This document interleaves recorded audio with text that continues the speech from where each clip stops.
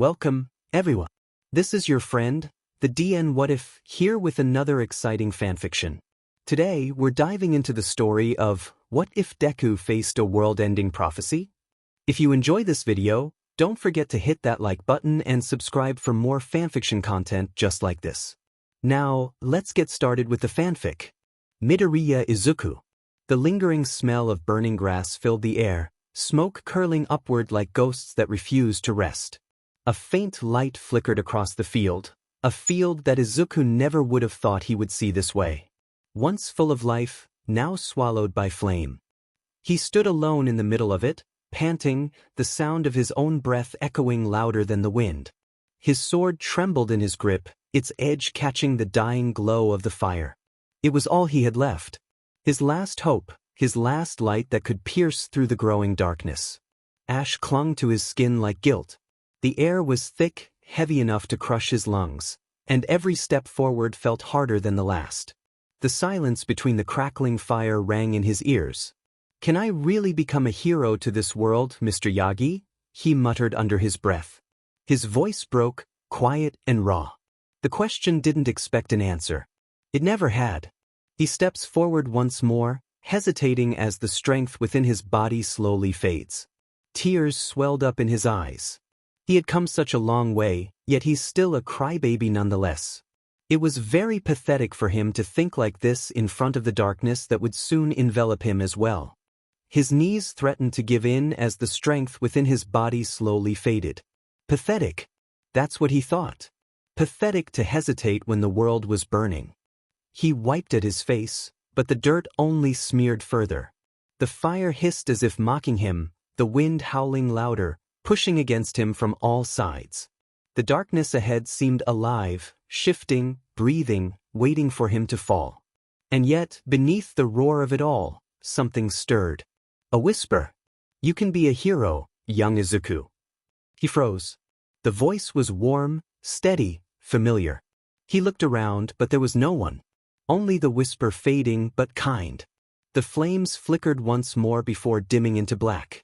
The world around him began to dissolve, swallowed by shadow.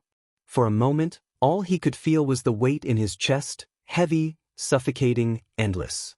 The burden of a world that demanded to be saved. And the crushing truth that he was the only one left to do it. "Izuku, dinner's ready." A soft voice called out from inside a small wooden hut. The gentle aroma of freshly cooked food drifted into the evening air, carried along with the faint smoke rising from the hearth. The scent found its way to a young boy resting beneath a tree on the hill, lost in the view of the fading sun. "Coming," he shouted back, pushing himself up with a reluctant sigh.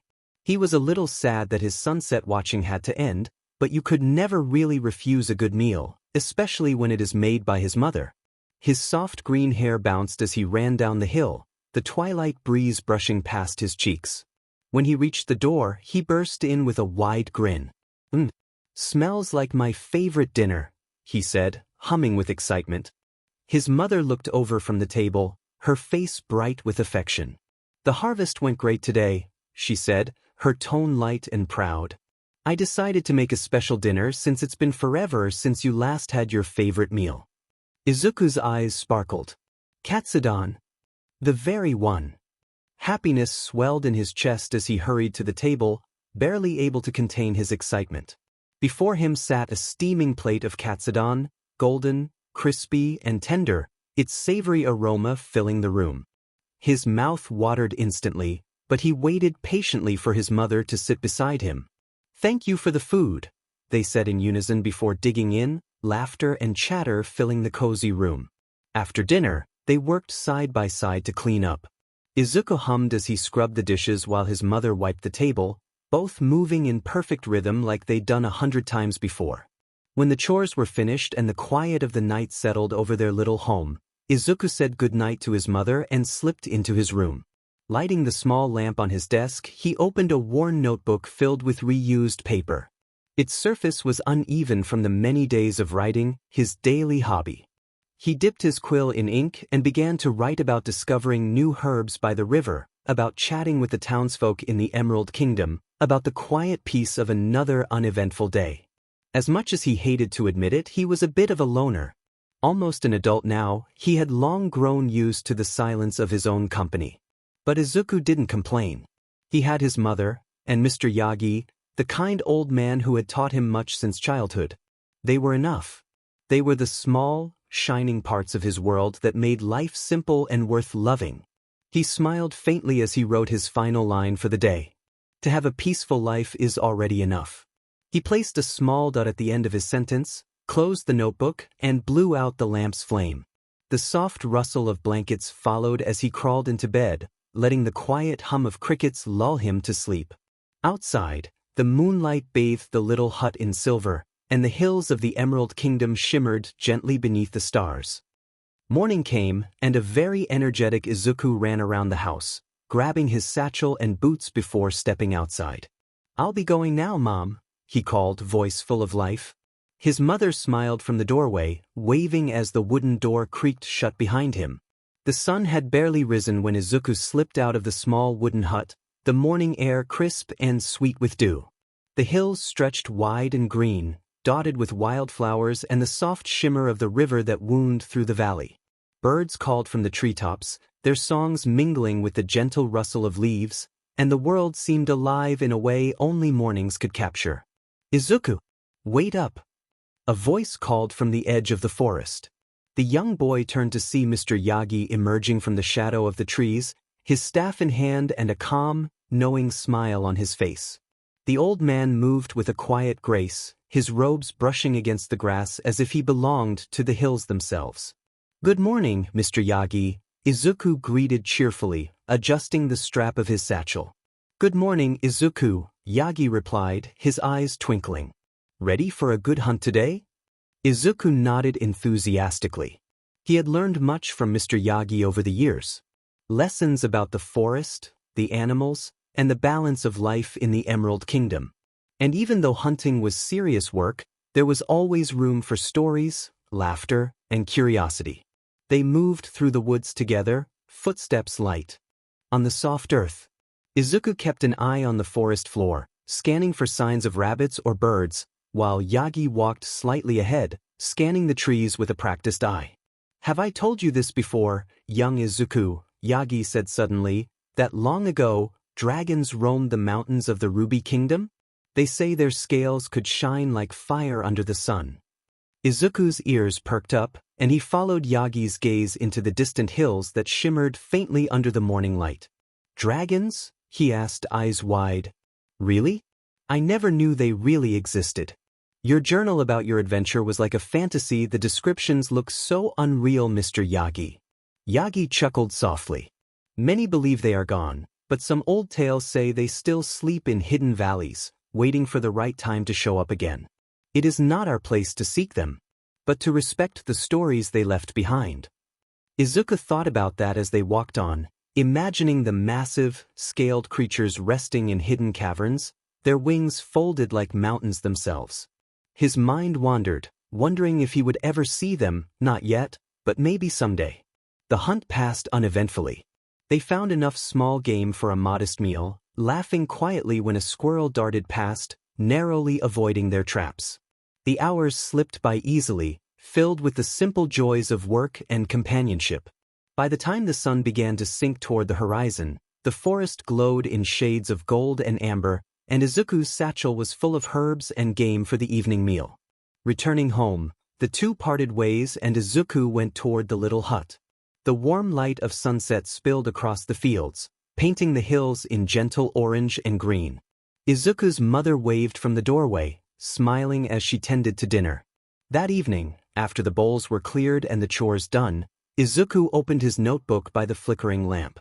He carefully recorded the day, the paths they had walked, the herbs they had found, and the stories Yagi had told about dragons hiding far away in the Ruby Kingdom. As he wrote, a quiet thought lingered in his mind. The world is so much bigger than this peaceful valley. But for now, the hills were calm, the fire in the hearth warm, and the small wooden hut held all the safety and love he had ever known. Izuku smiled softly, closing his notebook for the night, ready to rest before another day in the Emerald Kingdom. The morning sun spilled over the hills in soft gold as Izuku stepped into the village, his satchel full of herbs and game from yesterday's hunt. The streets were quiet but alive with movement. Merchants arranging their wares, children chasing one another through the lanes, and the distant ringing of a blacksmith's hammer against iron. The Emerald Kingdom had always felt alive, a place where nature and human life intertwined seamlessly, and Izuku felt a familiar comfort as he walked. He waved shyly to a merchant tending her stall. "Good morning, Miss Sato." "Good morning, Izuku. You've got the finest herbs again," she replied, smiling. A group of children ran past him, laughing and shrieking as they played tag between the houses. Izuku couldn't help but grin at their energy. He stopped briefly to hand an old woman her requested herbs. She clasped his hands in gratitude. "Thank you, young master. You're always so thoughtful." As he continued through the village, the chatter of townsfolk reached his ears. Their voices were low, anxious, and spoke of a distant place he had only heard of in stories, the Ruby Kingdom. "They say danger is rising there. Something we haven't seen in years," one villager whispered. "Yes. Even the elders are worried," another added. Izuku's steps faltered for a moment. He had heard vague tales of troubles in the kingdoms beyond the Emerald Hills, but now the whispers felt urgent. The words tugged at his curiosity, a quiet unease stirring in his chest. He wanted to ask more, but he knew better than to pry in the middle of the streets. Mr. Yagi would know, he thought, and he would ask the old man tomorrow. He continued on his way, gathering more herbs, helping where he could, and observing the simple, thriving life around him. The river shimmered in the sunlight, children laughed, and the marketplace buzzed with activity. Yet beneath the calm, a subtle tension lingered, a reminder that the Emerald Kingdom, for all its peace, was not entirely untouched by the world's troubles. By afternoon, Izuku had returned home, the satchel lighter but his thoughts heavier. He glanced at the hills beyond the village, imagining the Ruby Kingdom somewhere in the distance, a place of stories and dragons, of dangers unseen and challenges unknown. The day ended much like the others: chores, a shared meal, and the quiet comfort of home. Izuku sat at his desk that night, candlelight flickering over his notebook, and wrote about the village, the herbs, the laughter, and the rumors of trouble far away. The Emerald Kingdom was safe for now, he thought, but the whispers of the Ruby Kingdom would not leave him. Tomorrow he decided he would seek Mr. Yagi's guidance. For now the peace was enough. Izuku's footsteps crunched softly against the forest floor, the morning sunlight filtering through the dense canopy in scattered, golden shards. Dew clung to the blades of grass and the moss-covered roots, glistening like tiny jewels. The air was cool, carrying the scent of damp earth and wildflowers, and somewhere in the distance, a river murmured over smooth stones. Yet the tranquility did little to ease the tension in his shoulders. He quickened his pace, following the familiar path to the clearing where Mr. Yagi waited. The old man stood as he always did, calm, composed, staff in hand, a figure of patience amid the living forest. "Good morning, Izuku," Yagi said, his voice carrying clearly through the trees. "Good morning, Mr. Yagi," Izuku replied, stopping a few steps away. I heard something yesterday from the villagers. About the Ruby Kingdom. They said danger is coming. Do you know anything about this matter?" Yagi looks at him for a moment before nodding slowly. His eyes, sharp and steady, scan the horizon where the mountains of the distant kingdom rose in pale blue against the sky. "Yes," he said. "I never knew that this danger would catch up this quick. I might bring potential harm in all 5 kingdoms." Izuku's brow furrowed. "Something that will harm all the kingdoms?" Yagi gestured toward the mountains beyond the trees. Long ago, there were heroes who walked the lands. They were in the pursuit of knowledge, bare the wisdom to keep the nations at peace, and passed their greatest knowledge to the next generation. Their deeds became legend, yet few understood the weight they carried. He paused, letting the words settle. There will come a time when a force rises again, one that seeks to destroy what the old heroes defended. And it seems that this force has already begun to stir in the Ruby Kingdom. When silence envelopes their space, Yagi continued. "Any idea of the name Tamura Shigaraki in one of my journals?" Izuku stiffened, gripping the strap of his satchel. The forest around him seemed suddenly quieter, as if even the birds had sensed the gravity of Yagi's words. Tamura Shigaraki. He whispered under his breath but nodded nonetheless as he did remember that name from Mr. Yagi's writings. Descended from one I once knew, Nana Shimura, a mentor and seeker of knowledge who left her kingdom long ago. She met me one day and asked me if I was one with a brave heart. I joined her that day without hesitation. He smiled, remembering the old memory of how his eyes were full of determination. She talks about Tamura Shigaraki during our adventure. He was corrupted by a man seeks nothing but utter destruction for this land. Yagi continued, this man, who I once fought. I never knew his evil will soon pass on to someone in desperate need of help. Yagi looks at the green-haired boy he trusts his wisdom and knowledge with. Young Izuku, I would like to pass this mission in your hands. Be the next hero for the next generation. With full confidence, Yagi held Izuku's hands gently.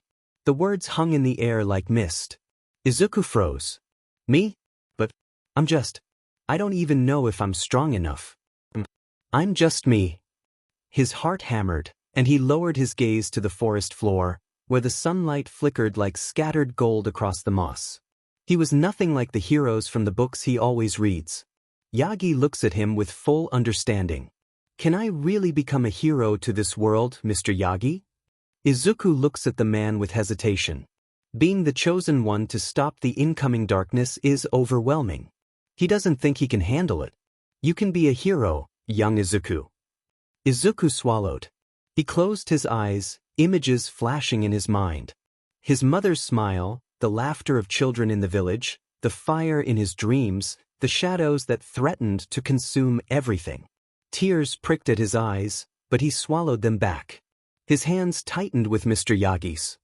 He remembered all the quiet moments he had cherished, all the small joys in his simple life. And slowly he let a resolve settle within him.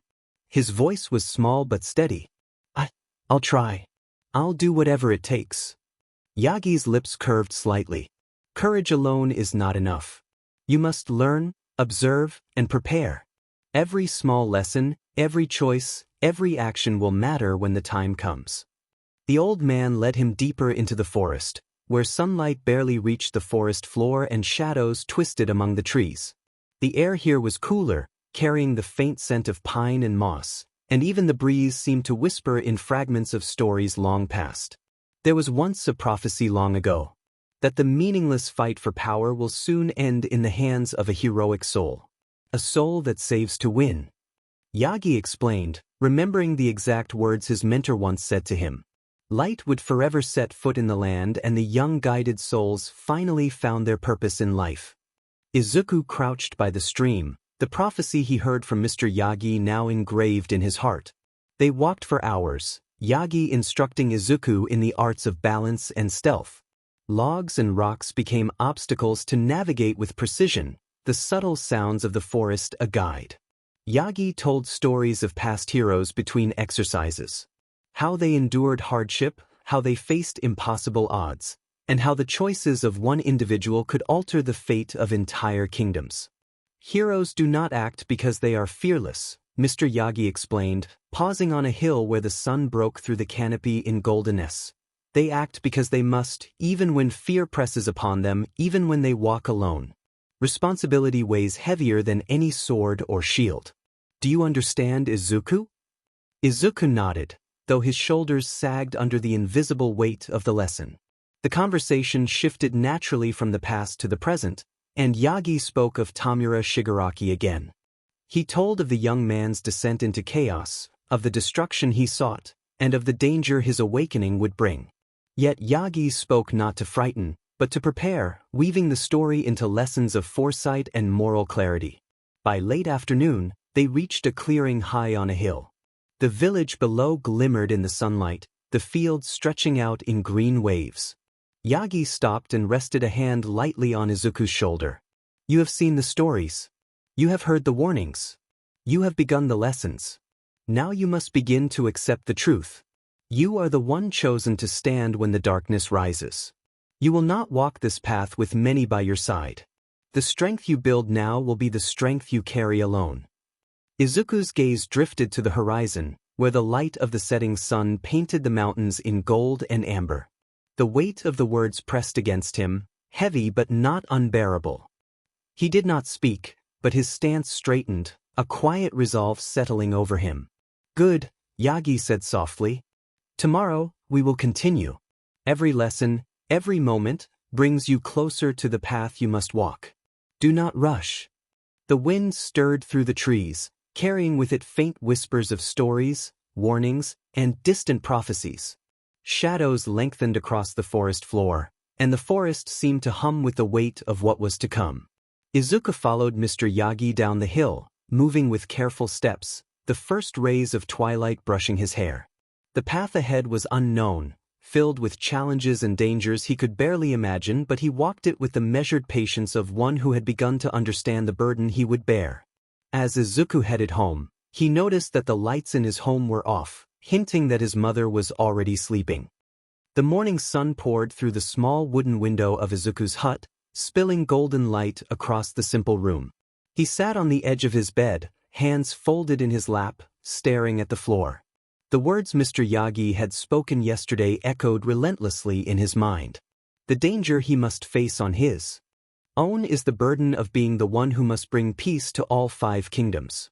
For the first time, doubt pressed on him, not about his abilities, but about the life he would leave behind, and the dangers that awaited beyond the Emerald Kingdom. He swung his legs off the bed and padded softly toward the kitchen, where the aroma of fresh bread and herbs greeted him. His mother hummed softly as she kneaded dough, flour dusting her hands and the wooden table. She looked up as he entered, smiling warmly. "Morning, Izuku," she said. "Sleep well." He nodded, though his thoughts were elsewhere. "Morning, Mom." She glanced at him with a quick frown, noticing the weight in his eyes. Troubled. "Did something happen yesterday?" Izuku hesitated. He wanted to speak, to share the heavy thoughts that now pulled at his chest. Mr. Yagi's words were meant to prepare him, to test him. It wasn't her burden to bear, at least, not yet. "Nothing happened," he said softly. "Just thinking." She studied him for a moment, her hands pausing on the dough. "You've been thinking a lot lately. I can tell. Come, sit with me while I finish breakfast. Maybe talking about it will help." He took a seat at the small wooden table, watching her as she worked. Flour dusted the counter like a thin layer of snow, and sunlight gleamed off the jars of herbs on the windowsill. Despite the tension inside him, there was comfort in the familiarity of this simple morning. He knew he would miss it when he left. As she set the warm bread and a small stew before him, she smiled softly. "You've been growing up so fast, Izuku. Sometimes I feel like I hardly notice it." He smiled faintly, distracted. "Yeah, I guess so." She placed a hand gently over his, her touch grounding. "Whatever it is that's on your mind, I just want you to remember that you're not alone. You have me always. And even when you step into the world outside this village, you have a home to come back to." Her words struck him differently than he expected. It wasn't knowledge of his new and sudden mission, or even advice. It was a quiet, unshakable support. She only offered what she could: comfort, reassurance, and love. Thank you, Mom," he murmured, swallowing the lump in his throat. He turned, meeting her gaze. "I need to tell you everything," he said, his voice steady but soft. She nodded, her hands clasped tightly in front of her chest. He explained everything. What Mr. Yagi had told him, the rising danger, the looming threat of Tamura Shigaraki, and the weight he now carried. His words spilled out in a rush, and for a moment, the morning seemed suspended, the world holding its breath with them. Her face shifted from fear to concern, her hands trembling slightly as she reached out to touch his shoulder. "Izuku, my son, this is so much to carry. I don't want to see you hurt." He shook his head, meeting her eyes. "I know, Ma, but I have to do this. I want to become stronger, so I can try to stop him. For everyone and for you." She paused, breathing in slowly, then let a small smile form. "I can't protect you from everything, Izuku, but I can give you this home, comfort, and the knowledge that you'll always have a place to return to." That's all I can offer. Izuku smiled, his heart lighter. That's enough, Mom, he gently said. The forest opened before him, the path winding through dense trees and soft undergrowth. Birds chirped, and the rustle of small animals in the foliage accompanied his steady steps. Soon he reached the clearing where Mr. Yagi waited, leaning against an old tree, his posture calm and assured. Izuku, Yagi greeted him with a nod. What brings you here today? Izuku took a deep breath. I want to become stronger, he said firmly. I want to prepare myself, so I can set out on a journey and try to stop Tamura Shigaraki. Yagi's eyes, calm and piercing, studied him for a long moment. Very well, he said finally, a faint smile touching his lips. If you are willing to learn, then come with me. I want to give you something. They walked together through the forest, deeper than Izuku had ever ventured. The trees thickened, and sunlight filtered through the canopy in golden streams. Eventually, they arrived at Mr. Yagi's home, a modest structure nestled between moss-covered rocks and ferns. Izuku had never seen it before, and he paused for a moment, taking in the quiet strength the place seemed to radiate. Inside, on a low table, rested a sword. Its hilt gleamed in the morning light, worn smooth from years of handling. Mr. Yagi gestured toward it. This was given to me by Nana Shimura, he explained. A gift, a reminder of duty and courage. And now, it is yours. Izuku's eyes widened as he lifted the sword. Its weight was surprising, yet natural in his hands. I'll honor it, he whispered, feeling the responsibility it carried settled over him. Yagi nodded. Use it wisely, and remember that a hero's strength comes not just from skill, but from patience, understanding, and the courage to face what is right. Grateful, Izuku bowed respectfully before taking his leave. He learned a lot from him in just one day. The forest path back to his home felt different now, charged with purpose. He carried the sword carefully, a tangible reminder of the path he had chosen and the journey that lay ahead. Before going back home, he explored the forest once more, taking in the fresh smell of the nature around him. He smiled. The future may seem scary, but a story will never be epic without challenges, right? He went up the hill where he usually rests and watches the sunset. There, he tried using the sword Mr. Yagi gave him. He was very clumsy, but he's learning. With all the books Mr. Yagi wrote during his younger days and adventure, the knowledge about sword fighting is now coming to light. He practiced until the sun began to set. From there, he watched the orange hue slowly go down. When night arrives, he goes back home to eat dinner with his mom one last time. It was quiet, yet the warmth was still there. No one uttered a word, but the room was full of understanding. They did the rest of the chores together before saying goodnight and went to sleep. The morning air was cool, the soft light of dawn spilling across the floorboards. He set his pack down on the table, opening it carefully, and began packing the few belongings he would take with him. A blanket, a water pouch, some dried herbs and rations, his journals, a map of the world, and most importantly, the sword Yagi had entrusted to him. Each item he packed felt heavy with purpose, a reminder that this journey was no longer a casual adventure, it was the beginning of something that would change his life forever. He paused occasionally, glancing around the familiar room. His desk, cluttered with papers and sketches of herbs and plants, the simple wooden bed, the shelves with small trinkets collected over the years, all of it seemed to radiate quiet comfort. He ran a hand along the edge of the desk, feeling the smooth wood beneath his fingers, and a pang of bittersweet nostalgia tightened his chest. His mother appeared at the doorway, carrying a small basket of bread and fruit. "Breakfast," she said softly, setting it down. "You'll need your strength for the road ahead." Izuku smiled faintly, grateful for her presence. "Thank you, Mom." She studied him for a moment, eyes lingering on his green hair and the determined set of his jaw. "I still can't help worrying," she admitted. "But I can see that you're ready. You've grown into a thoughtful young man, Izuku. I trust that you'll do what you must." He stepped closer and took her hand, squeezing it gently. "I'll do my best." Her thumb brushed against the back of his hand, a small, comforting gesture. "That's all I ask. And remember, this home is always here." No matter where you go, or how far the road takes you. Izuku nodded, feeling warmth spread through his chest. He knew she didn't understand everything he had learned from Mr. Yagi, but her support, simple and unconditional, was enough to steady his nerves. The breakfast was quiet, shared in soft clinks of wooden bowls and the occasional hum from his mother as she moved about. Laughter flickered briefly when he spilled a bit of breadcrumbs on the table, and the tension melted slightly, leaving only the lingering sense of anticipation.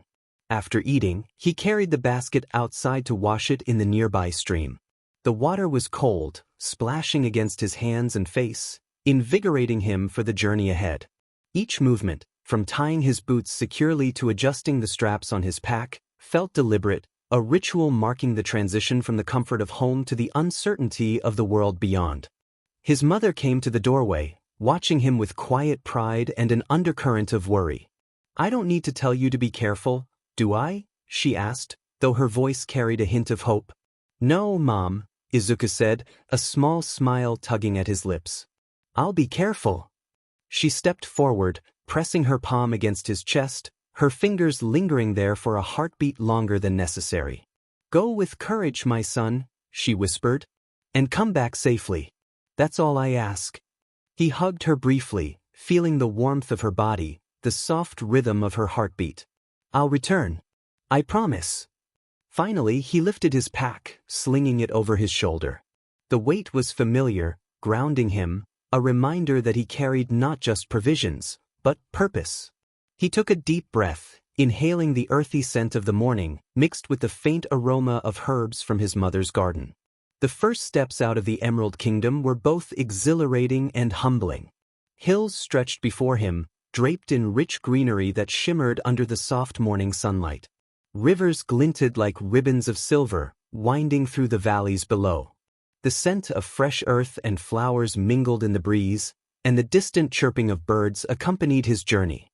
Every step felt like a quiet declaration. He was leaving behind the life he had always known, stepping into the unknown, guided by purpose and the memory of his mother's encouragement. As the village faded behind him, the forest ahead welcomed him with its dense canopy, shadows dancing across the path, and the whisper of wind through the leaves. Izuku's heart pounded. Not with fear, but with anticipation. For the first time, he felt the full weight of the journey ahead, the responsibility, the dangers, and the chance to grow into something greater. And yet, beneath it all, a small, persistent warmth reminded him that home would always be waiting for him, no matter how far he walked. With one final glance over his shoulder at his home, Izuku adjusted the pack on his back and stepped confidently into the forest, beginning the first true day of his journey. The first day of Izuku's journey outside the Emerald Kingdom brought with it the raw smell of earth and the crisp tang of morning dew. He moved carefully through the underbrush, feeling the soft give of moss beneath his boots and the occasional snap of twigs underfoot. Today was about learning to survive, foraging for food, moving silently, and observing the world around him. He found berries tucked among the bushes, carefully avoiding any that seemed off-color or smelled bitter. He spotted a rabbit darting across a clearing and practiced following its path quietly, testing his awareness and patience. Small traps he had learned from his lessons with Mr. Yagi were set with care, sticks arranged precisely to trigger at the slightest disturbance. Though he caught nothing that first day, the exercise was valuable in teaching him observation and restraint. By evening, he built a small fire with dry twigs and leaves, watching the flames flicker against the darkening forest.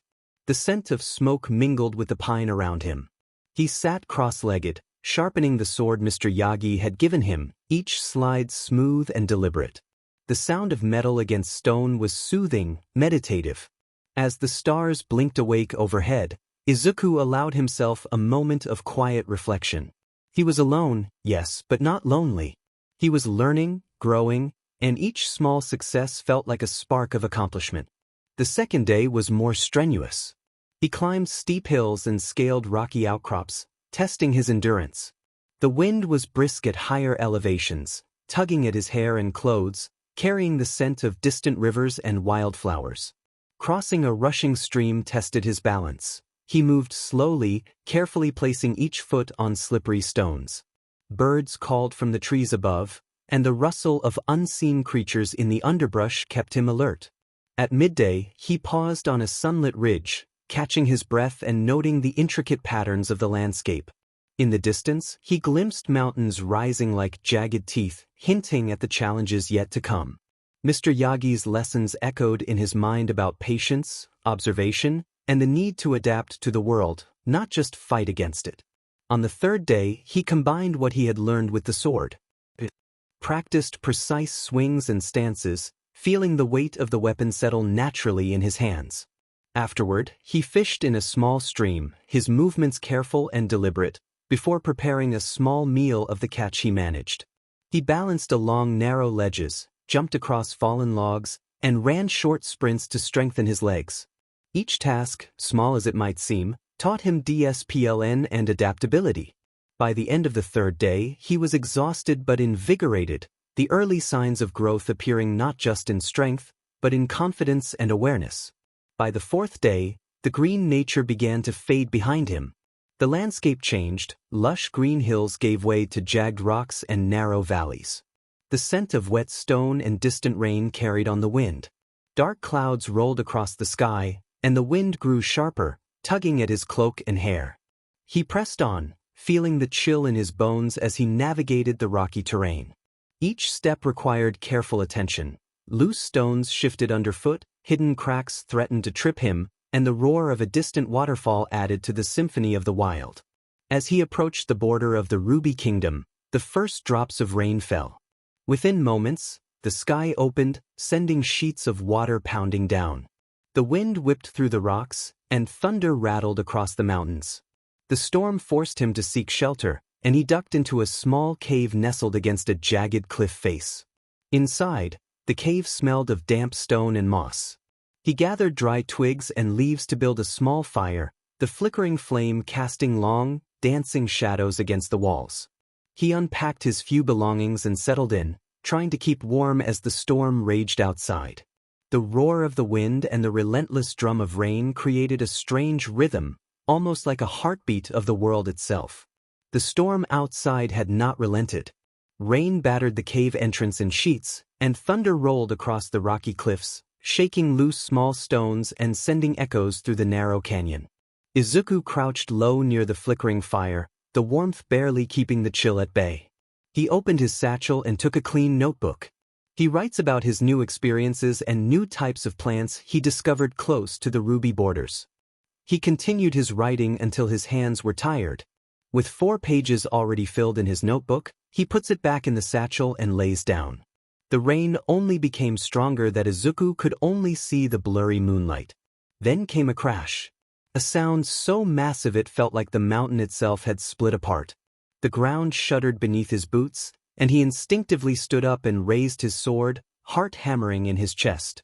From the darkness outside, a colossal shadow moved, sending the firelight quivering across the cave walls.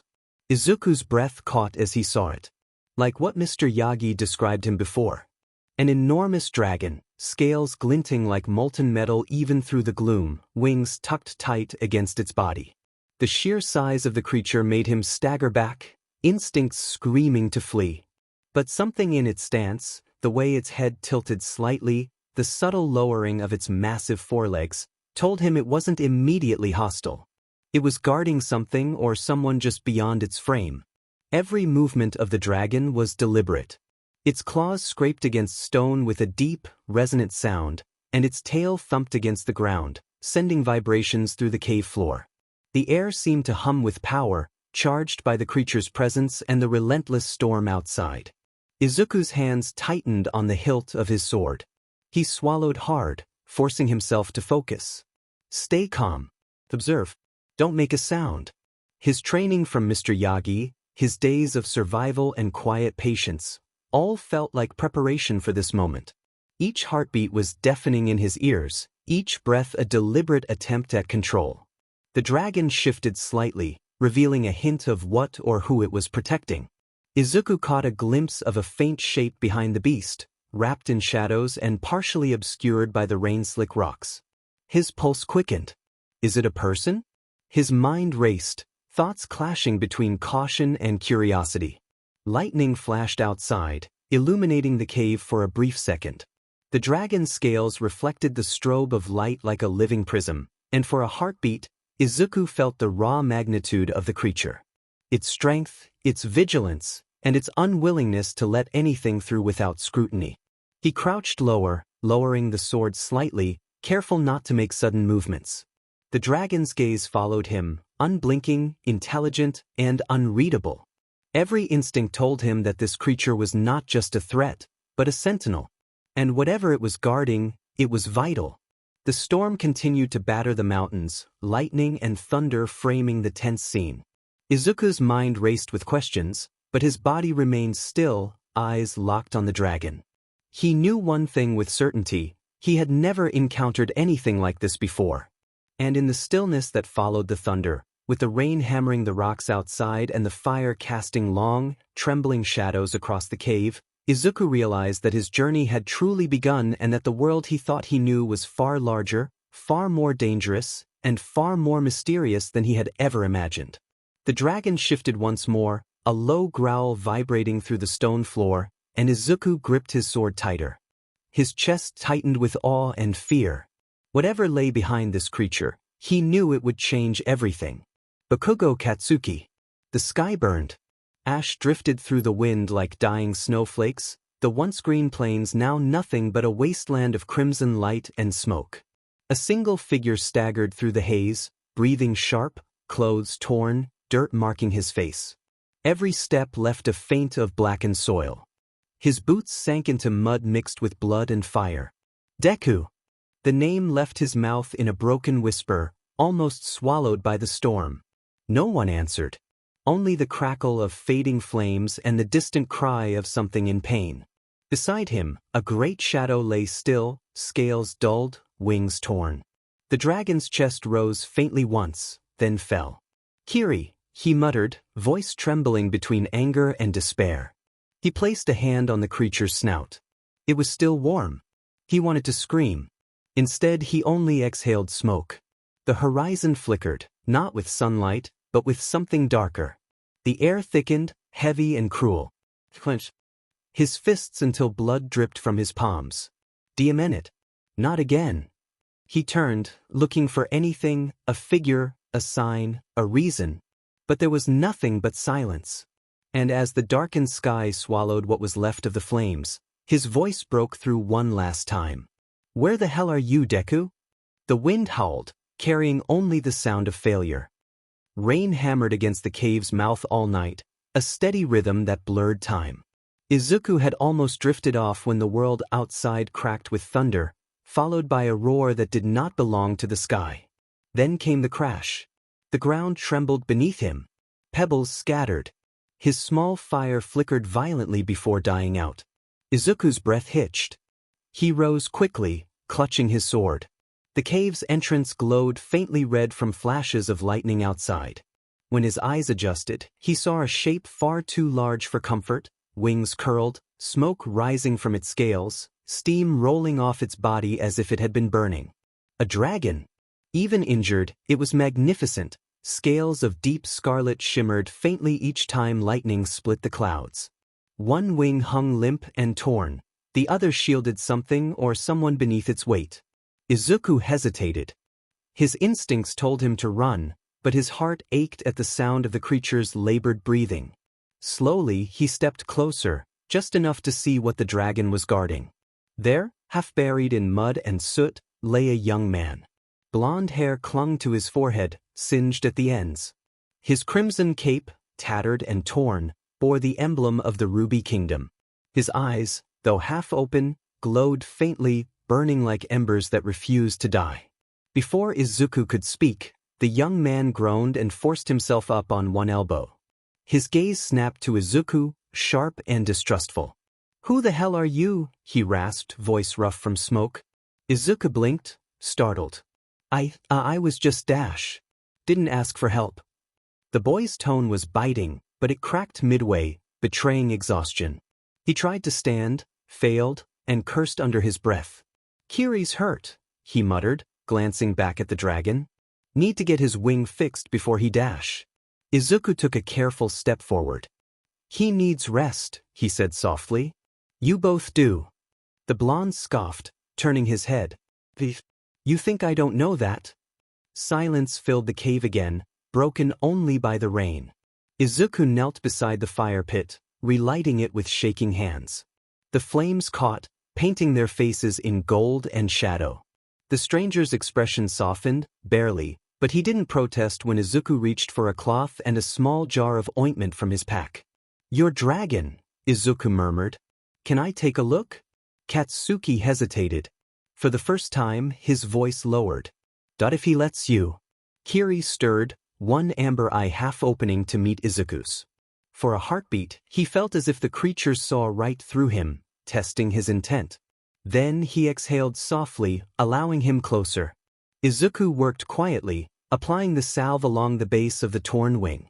The smell of herbs mixed with rain and smoke, filling the air. The dragon's muscles twitched but didn't resist. The blond boy watched in silence, arms crossed, jaw tight. After a long while, he muttered, You're not from Ruby, are you? Izuku shook his head. Emerald Kingdom. Figures, he said, as if that explained everything. You people always have that calm, irritating way of talking. Izuku chuckled under his breath. And I never knew you people always have that fiery way of talking. That earned him a quiet snort. The tension eased for the first time. When the salve was done, Izuku leaned back. He'll need a few days to recover. The man nodded, eyes fixed on the dragon. Kiri'll hate that, he said softly. He's got more pride than I do. I doubt that, Izuku said before he could stop himself. The boy's eyes flicked to him, surprise breaking through his fatigue. Then for the first time he smirked, small but real. Name's Katsuki, he said at last. Katsuki Bakugo. Izuku, he replied. Izuku Midoriya. Figures, Katsuki muttered again, but this time his tone was lighter. You sound like one. Izuku laughed quietly. Is that supposed to be a compliment? Don't push it. The fire crackled between them, their shadows dancing on the stone walls. Outside, the storm raged on, but inside the cave, for a fleeting moment, there was warmth, fragile, uncertain, but real. Katsuki rested his head against the rock behind him. You shouldn't have helped me, he said, voice lower now, almost a whisper. Maybe, Izuku admitted. But I couldn't just stare at you and the dragon. The blond boy closed his eyes. You're gonna regret that someday. Izuku smiled faintly, watching the flames. Maybe, but not tonight. Outside, the storm began to fade. And though neither of them knew it yet, that night marked the beginning of something neither prophecy nor pride could predict. The plains stretched endlessly under the morning haze, painted in dull gold and gray. The fires had long gone out, leaving behind only smoke and the brittle crunch of earth breaking beneath their boots. Izuku is relieved that the storm only lasted a night. Waiting for another day might be a problem if his mission is also moving to carry on the destruction of all 5 kingdoms. He shuddered at that thought. Kiri trudged beside them, wings tucked close to his body. One of them bound tightly with cloth torn from Katsuki's cape. Every step he took stirred dust from the ground, and though his jaw was set, pain flickered in his red eyes with every uneven movement. Katsuki walked ahead, silent for once. Sweat clung to his bare shoulders, his cape hanging unevenly as it dragged along the mud. Izuku followed just behind, his green eyes darting between the two, the limping dragon and the stubborn barbarian who refused to slow down. Hey, Izuku started hesitantly, glancing toward Katsuki, you still have injuries. Don't make it seem like you two didn't crash in front of my cave. We can take our time, you know. Katsuki snorted. You'll get that time when we reach the next ridge. Can't stay out in the open, we're still too close to the ruins. He stepped over a soft soil, then muttered under his breath, in this mud. He'd been saying that every few minutes. Izuku smiled faintly. You complain a lot for someone who just dragged me and Kiri out of a burning battlefield. Complain? Katsuki shot him a glare over his shoulder. I'm pointing out facts. Facts like the ground skiing at my boots, or how your voice keeps echoing in my skull. Maybe you should stop listening so hard, Izuku said, trying and failing to hide a grin. Katsuki groaned. Unbelievable. First I get stuck with a half-broken dragon, now a loudmouth prophet. But despite the words, his actions spoke differently. When Kiri stumbled on a loose stone, Katsuki was instantly beside him, catching the dragon's weight with one arm before he fell. Careful, he muttered, adjusting the bandage on the injured wing. His movements were quick, sure, practiced, far too gentle for someone who talked like a thunderstorm. Izuku watched quietly, the thought unspoken but heavy, he's not what he pretends to be. He then realized that someone was with him. Walking with him. Although both do not share the same goal of coming to the heart of the Ruby Kingdom, still, this feeling of walking with someone is so nostalgic, he suddenly misses his home. It's like walking with Mr. Yagi but more on someone close to his age perhaps? The afternoon wore on. Heat shimmered across the horizon, and silence fell again except for the sound of their trudging feet. The world here seemed half dead, trees reduced to skeletal outlines, rivers that had long since dried. Even the wind seemed tired. When they finally stopped, Katsuki dropped his pack with a grunt. We'll rest here. Izuku, start the fire. Kiri, sit down before you fall over. Kiri lowered his snout and obeyed, lowering himself beside a mound of charred stone. Izuku knelt, gathering dry grass and a few brittle sticks. His hands shook slightly as he struck the flint. What exactly happened? He asked after a moment. It's not normal to be thrown miles away from the Ruby Kingdom with a large dragon at that. Katsuki's back stiffened. He was looking toward the horizon again, expression unreadable. Why do you care? Aren't you just some naggy traveler crossing this kingdom? Izuku stared, not pushing further. When the fire caught, it bathed their small camp in a soft glow, the light flickering across Katsuki's face. He looked less like a barbarian then, more like someone who'd been running too long, trying not to break. Kiri shifted beside them, his tail curling close. Izuku looked at the majestic creature once more before trying to have a conversation with the blonde again. Actually, I have a mission that requires me going through the heart of the Ruby Kingdom. I've never really been anywhere other than my hometown, so having you seemed like a blessing thrown at me. He tried to joke about it and giggled softly at the thought of the gods throwing a dragon and a loud blonde as a gift for his determination. But Katsuki didn't react. Instead, he tossed Izuku a small piece of dried meat from his satchel. You look like you'd cry if your soup's too salty. Izuku blinked, then laughed. You don't have to act strong all the time, you know. That's rich coming from someone who still flinches when thunder hits, Katsuki shot back, though his tone lacked bite. He poked at the fire with a stick. Act strong? Please. I am strong. Sure, Izuku said softly, smiling. But even strong people get tired. Katsuki didn't reply. His gaze lingered on the flames, eyes distant. For a second, the light flickered across his face and Izuku could have sworn he saw something behind it. Something like weariness. Or guilt. But just as quickly it was gone. Katsuki leaned back, arms folded, scowling. Go to sleep before I decide to make you carry the dragon tomorrow. Izuku chuckled. You wouldn't. Try me. The fire crackled between them. Kiri's breathing steadied, the night wind carrying the faint scent of rain. For a while, the world seemed quiet, no ash, no fire, no ghosts from the ruins behind them. Just three figures beneath a tired sky, finding warmth in the smallest flame. And though none of them said it aloud, they all felt the same fragile thing, hope, flickering stubbornly against the dark.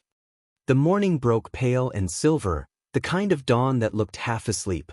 Mist clung to the trees like breath, curling around the low grass and the tangled roots that reached across the path.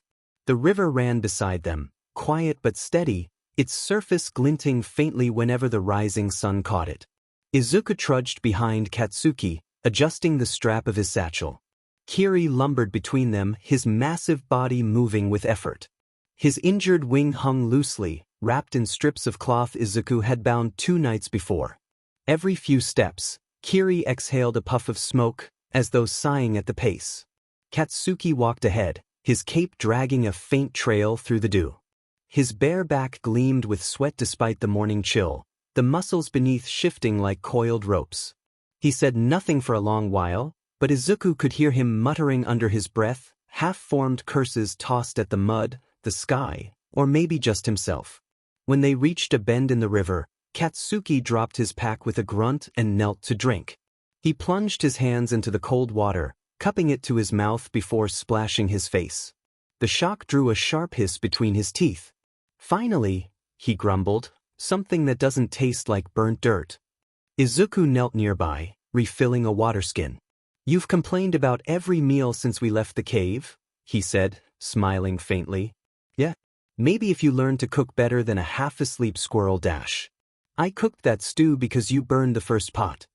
Katsuki blinked, pretending to think. Details, he muttered, waving it off. Izuku chuckled softly. The river hissed and gurgled between them, scattering light like shards of glass. Overhead, a hawk circled lazily against the brightening sky. It was peaceful, almost too peaceful for the two of them. You complain, Izuku said, eyes on the current, but you never stop moving. Even when you're exhausted. Because if I stop, Katsuki said, straightening, I start thinking.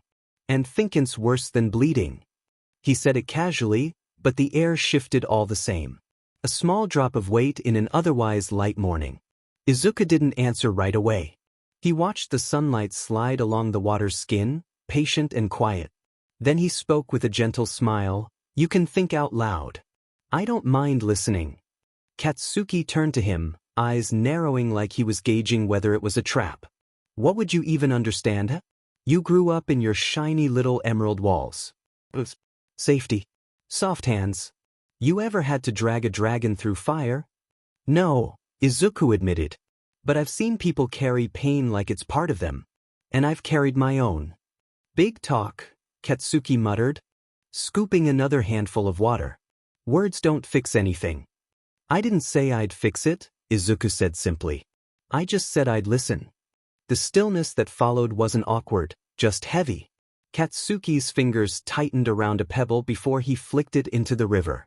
It skipped once, twice, then vanished. Strength, Katsuki began, voice low, almost reluctant, is just a fancy way of saying you're too scared to lose again. Everyone praises it, but they don't tell you what it costs. His reflection rippled in the water. They look at you like you can't break. And when you do, they don't see it. They just burn right along with you. Izuku stayed quiet. A dragonfly darted over the surface of the water, wings glinting green like shards of emerald glass. Back home, Katsuki continued, they called me Dragon Knight. Protector. A hero. Even if I'm just a prideful barbarian, as long as I protect that city, they're pleased with me. He spat the word like it was sour. But when the fire came, none of that crap mattered. The towers fell, the sky burned, and all that training, all that pride, went up in smoke. He rubbed a thumb across a faint scar on his forearm. Maybe I was never strong. Maybe I was just loud enough for them to believe it. Izuku's voice was almost a whisper. You were brave. Brave. Katsuki laughed, short and sharp. That's what people call it when someone loses but they want to sound polite. It's what I call it, Izuku said, when someone keeps walking even when it hurts to breathe. Katsuki froze. His eyes flicked to Izuku, then away again. He didn't like how the word stuck. He wanted to scoff, to turn it into a joke, but his throat felt too tight. He broke the tension the only way he knew, sarcasm. You talk too much. And yet you still answer, Izuku said, smiling faintly. Katsuki groaned. Don't get used to it. Kiri rumbled from where he rested near the trees. The dragon looks at him for approval. When Katsuki didn't refuse, the creature lowered its head towards Izuku, asking for pets. Traitor, Katsuki snapped. Izuku couldn't help but laugh. A clear, honest sound that cut through the river's hum. Katsuki looked away quickly, pretending to adjust his cape, but his mouth twitched. They moved again once the light grew warmer. The path followed the riverbank, winding through ferns and mossy stones. The air smelled of wet pine and something floral drifting from unseen meadows. Izuku found himself watching the way Katsuki walked. Purposeful, stubborn, yet careful whenever Kiri lagged behind. For all his bark, Katsuki's hand always brushed against Kiri's side, steadying the dragon's steps. By midday, they stopped beneath a spreading oak. Izuku prepared a small fire, arranging sticks with neat precision. Katsuki sat across from him, sharpening his dagger on a whetstone. "You ever gonna stop staring at me?" he said without looking up. "I was watching how you hold the blade," Izuku replied innocently. Katsuki huffed. "Sure. You were admiring my technique." Izuku grinned. "You're impossible. DMN right." Kiri settled between them with a long exhale, his injured wing folding slightly. The smoke from the fire curled lazily upward, carrying the scent of herbs Izuku had tossed in. For a rare moment, the world around them seemed to exhale too. No danger, no prophecies, just warmth and quiet breathing. As the shadows stretched long across the clearing, Katsuki poked at the fire with a stick. "Do you think there's a way to fix all this?" he asked suddenly, not meeting Izuku's eyes. "I think trying matters," Izuku said. "Even if we fail. Trying gets people killed. Not trying gets them forgotten." Katsuki looked up at that. For a heartbeat, neither of them spoke. Then he grunted and leaned back against Kiri's scales. "That you're still an idiot," he muttered. "But you've got guts." Izuku smiled at the half-compliment. "Thanks, Kaken." "Don't call me that," Katsuki groaned, but the edge in his voice was gone. The fire crackled, and the stars began to blink awake one by one. Somewhere in the darkness, an owl called out, its cry echoing softly across the river. Katsuki shut his eyes, letting the sound fill the silence. "What are you going to do after all this Ruby Kingdom problem, Deku?" he once more. Izuku just hummed and smiled before replying, liking his new nickname the barbarian gave to him. "Kaken, what are you going to do after this adventure?" Like the sound of a curious child wanting to know everything he doesn't know about this man. Katsuki thought about it for a moment, then replied with most certainty. "I want to explore the world beyond people's knowledge." He smirked as he stared at the starry sky. "Well, it doesn't hurt to dream." Then silence enveloped the space once more. Katsuki didn't know why, but for the first time since the Ruby Kingdom fell, the quiet didn't feel empty. The forest beyond the plains was quieter than it had any right to be. Even the wind seemed hesitant to move through the scorched trees, whispering instead of howling. The moon hung low, veiled by slow-moving clouds, and the air smelled faintly of ash and damp soil. Izuku sat cross-legged near the campfire, his green eyes reflecting the flame's soft glow. Sparks occasionally jumped into the night air, disappearing before they reached the canopy. He stirred a small pot of stew, something he'd salvaged from the ruins of a roadside inn while Katsuki sat across from him, his bare chest streaked with soot and sweat, his long cape pooling like spilled ink around his boots. Kiri slept a short distance away, his massive body curled protectively even in rest. His injured wing was covered in fresh bandages, glimmering faintly with the herbs Izuku had applied earlier. Every time the dragon exhaled, a puff of faint smoke rolled from his nostrils, rising and fading into the dark. For a while, neither of them spoke. Only the sound of crackling fire and Kiri's deep, rhythmic breathing filled the silence. Finally, Izuku said softly, "You haven't said anything since sunset." Katsuki didn't look at him. He sat on a fallen log, elbows on his knees, eyes trained on the flames. "Didn't think there was anything worth saying." Izuku gave a small, hesitant smile. "You always act like the world's trying to steal your words." Katsuki snorted. "That's rich coming from a guy who won't shut up about destiny and peace." Izuku chuckled under his breath, shaking his head. "It's not about destiny. I just think people deserve a chance to heal, even when everything's gone." That earned a glance from Katsuki. His crimson eyes gleamed faintly in the firelight. "You talk like you've never seen what it's like to lose something." Izuku's hands froze for a second over the stew pot. "I did," he said quietly. "Only once though." The words sat between them like a fragile bridge. Katsuki leaned back slightly, studying the boy in front of him. The two kind eyes, the tired smile, the way he still spoke softly even when the world was cruel. It made his chest tighten in a way he didn't like. He tore his gaze away. "Loss isn't something you talk your way through, Deku. You fight it. You burn it down before it burns you." Izuku stirred the pot again, slowly. Maybe. But if all you do is fight, you'll never know what it's like to live. Katsuki's head tilted, just a fraction, but his tone stayed dry. You sound like my old mentor. Izuku blinked. You had a mentor? Katsuki grunted. Yeah. The old BSTRD who trained me to be a dragon knight. He used to say things like, a knight's pride is his curse if he forgets why he fights. I thought he was full of crap. There was a brief pause. Then quieter, he's dead now. Died when Tamura's beasts tore through the Ruby Keep. Izuku didn't know what to say. He wanted to offer comfort, but something about Katsuki's tone made it clear that pity would only make things worse. So instead, he said, he must have been proud of you. Katsuki barked a humorless laugh. Proud? The last thing he saw me do was fail. Izuku lowered his gaze. You didn't fail because you tried to protect them. You failed because you were alone. Katsuki's eyes flicked up sharply. The hell's that supposed to mean? It means. Izuku hesitated, then met his gaze firmly. You don't have to be alone anymore. That silenced him.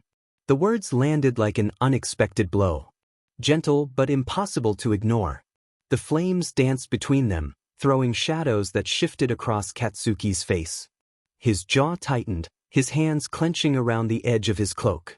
You're talking like a fool, he muttered, voice low. You don't know what you're getting yourself into. I don't have to, Izuku said, his tone steady. I just know I don't want to stand by while a beautiful kingdom falls. Katsuki stared at him, really stared at him, for a long time. There was something infuriatingly sincere about him. Something that made his usual defenses feel brittle. Finally, he huffed and looked away. You really are insane, you know that? Izuku smiled faintly. Maybe. But I'm still here. The fire crackled louder as a gust of wind swept through the trees. Katsuki let out a slow breath, his voice barely audible now. Then don't make promises you can't keep. Izuku leaned forward, resting his elbows on his knees, his eyes warm but unwavering. I won't. For the first time in a long while, Katsuki didn't argue. He just watched the fire burn lower and lower, the heat washing over his face. And though he'd never admit it, something in his chest felt lighter, like the weight of his anger had shifted, if only slightly. When Izuku finally drifted to sleep beside the fire, Katsuki stayed awake, listening to the forest breathe. He glanced once at Kiri, then at Izuku, the boy who spoke of peace as though it were something he could build with his bare hands. He muttered, pulling his cloak tighter around him. You better not die, Deku. The fire popped softly, and the night swallowed the words whole. And somewhere deep inside, Katsuki Bakugo, the proud, wounded knight of the Ruby Kingdom, felt the faint stirrings of something he hadn't known in years. The dawn crept in gently, hesitant to disturb the fragile stillness left by the night. Mist hung between the trees like a thin veil, curling around trunks and branches as birds began to call out one by one. The air carried the scent of wet earth and charred bark, a strange mixture of life and ruin. Izuku stirred first.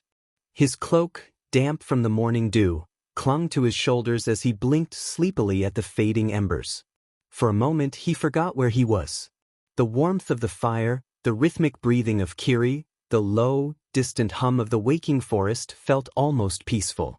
Then he saw Katsuki. The blonde sat a few feet away on a fallen log, elbows on his knees, staring into nothing. His cape was dusted with ash, his bare skin catching the weak sunlight that filtered through the branches. He hadn't moved since Izuku had fallen asleep, and there was something about his posture. Tense, upright, unyielding that made Izuku hesitate to speak. Katsuki noticed him anyway. You snore, he muttered, voice still rough from silence. Izuku blinked, flustered. I what?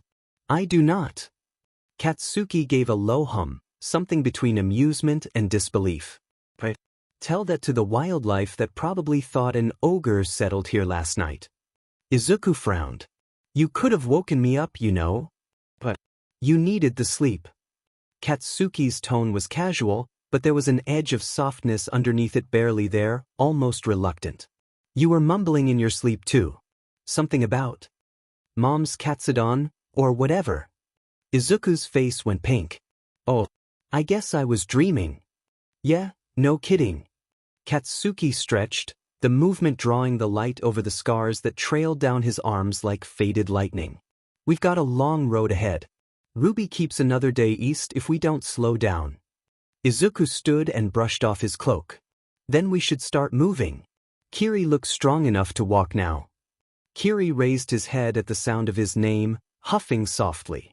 His great eyes gleamed amber in the mist, and when he unfolded his wings slightly, the fresh bandages held firm. Izuku smiled faintly, walking over to check the wrappings. You're healing fast, he murmured. That's good. Katsuki came over too, boots crunching softly on the frost-stiff grass. Don't coddle him too much. He hates that. I'm not coddling him, Izuku replied. I'm just grateful he's okay. Katsuki paused for a heartbeat, looking between the two, boy and dragon. He didn't say it aloud, but something about the sight made the corners of his mouth twitch, just barely. They broke camp soon after. The forest thinned as they made their way east, the soil shifting from soft loam to cracked earth. Every step took them closer to the border of the Ruby Kingdom, and the world itself seemed to darken with it. The air grew heavier, the trees fewer, until even the birds fell silent.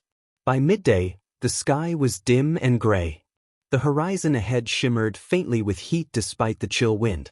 Katsuki stopped on a ridge and stared ahead. His jaw tightened, and for the first time since Izuku had met him, he didn't speak. Izuku followed his gaze and his breath caught. Below them, the Ruby Kingdom stretched in ruin. The once vibrant spires of the heart were cracked and blackened. What had once been fields of red crystal flowers now lay buried beneath soot and stone. Smoke still curled lazily from the remains of the great watchtowers.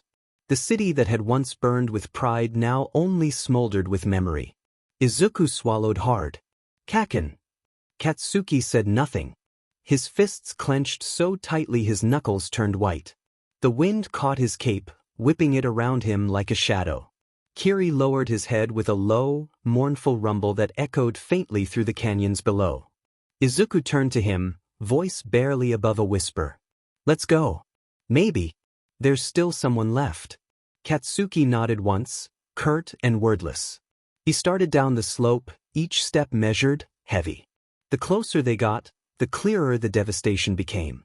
Burnt banners bearing the ruby sigil, shattered blades littering the ground, crimson dust staining the roads. Izuku followed silently, the weight of the promise he'd made the night before pressing against his heart. You're not alone in this, Kaken. Now, seeing the ashes of what Katsuki once called home, Izuku wondered if words alone would ever be enough. The closer they walked to the heart of the Ruby Kingdom, the quieter the world became. The crunch of their boots against broken glass and soot sounded too loud, echoing against hollow walls and crumbling arches. What was once a proud capital, known for its molten towers and glowing ruby-lined streets, had become a graveyard of dust and silence. Izuku slowed as they passed what had once been the market square. Scattered stones marked where stalls used to stand. Burned wood still carried the faint scent of spice and smoke. A child's toy, a small carved dragon, missing its wings, lay half buried in ash. Izuku bent to pick it up, brushing it clean, but his hand trembled before he could tuck it away. Behind him, Katsuki stood motionless. The wind tore through the ruins, tugging at his long cape. His bare chest gleamed faintly under the gray light, streaked with dirt and the ghost of blood.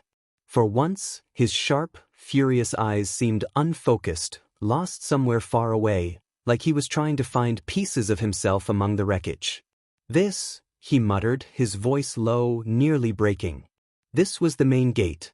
You could see the whole DMN kingdom from here. Dragons flew over the walls, banners everywhere, firelight bright as the sun dash. He stopped, biting down hard on the words. Izuku stepped closer, unsure if he should say anything. The sight before them spoke louder than anything words could carry.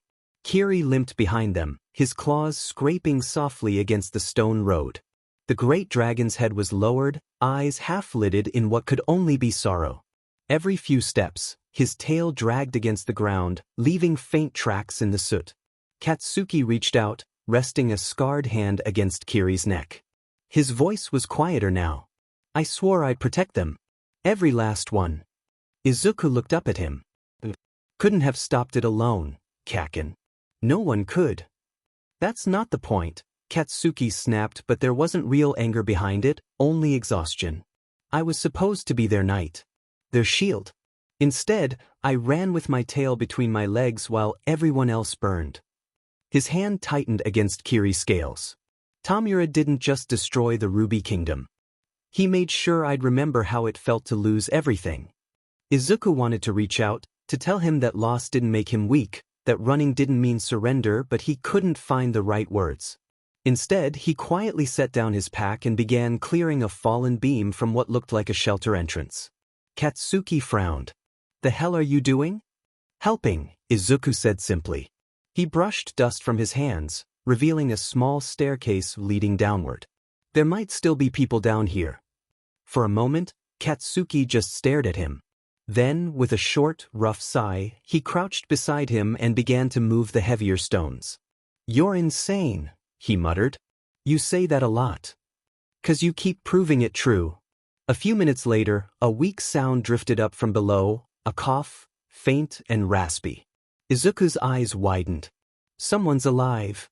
They worked faster, clearing the entrance until a small group of soot-covered townsfolk emerged, shielding their eyes from the light.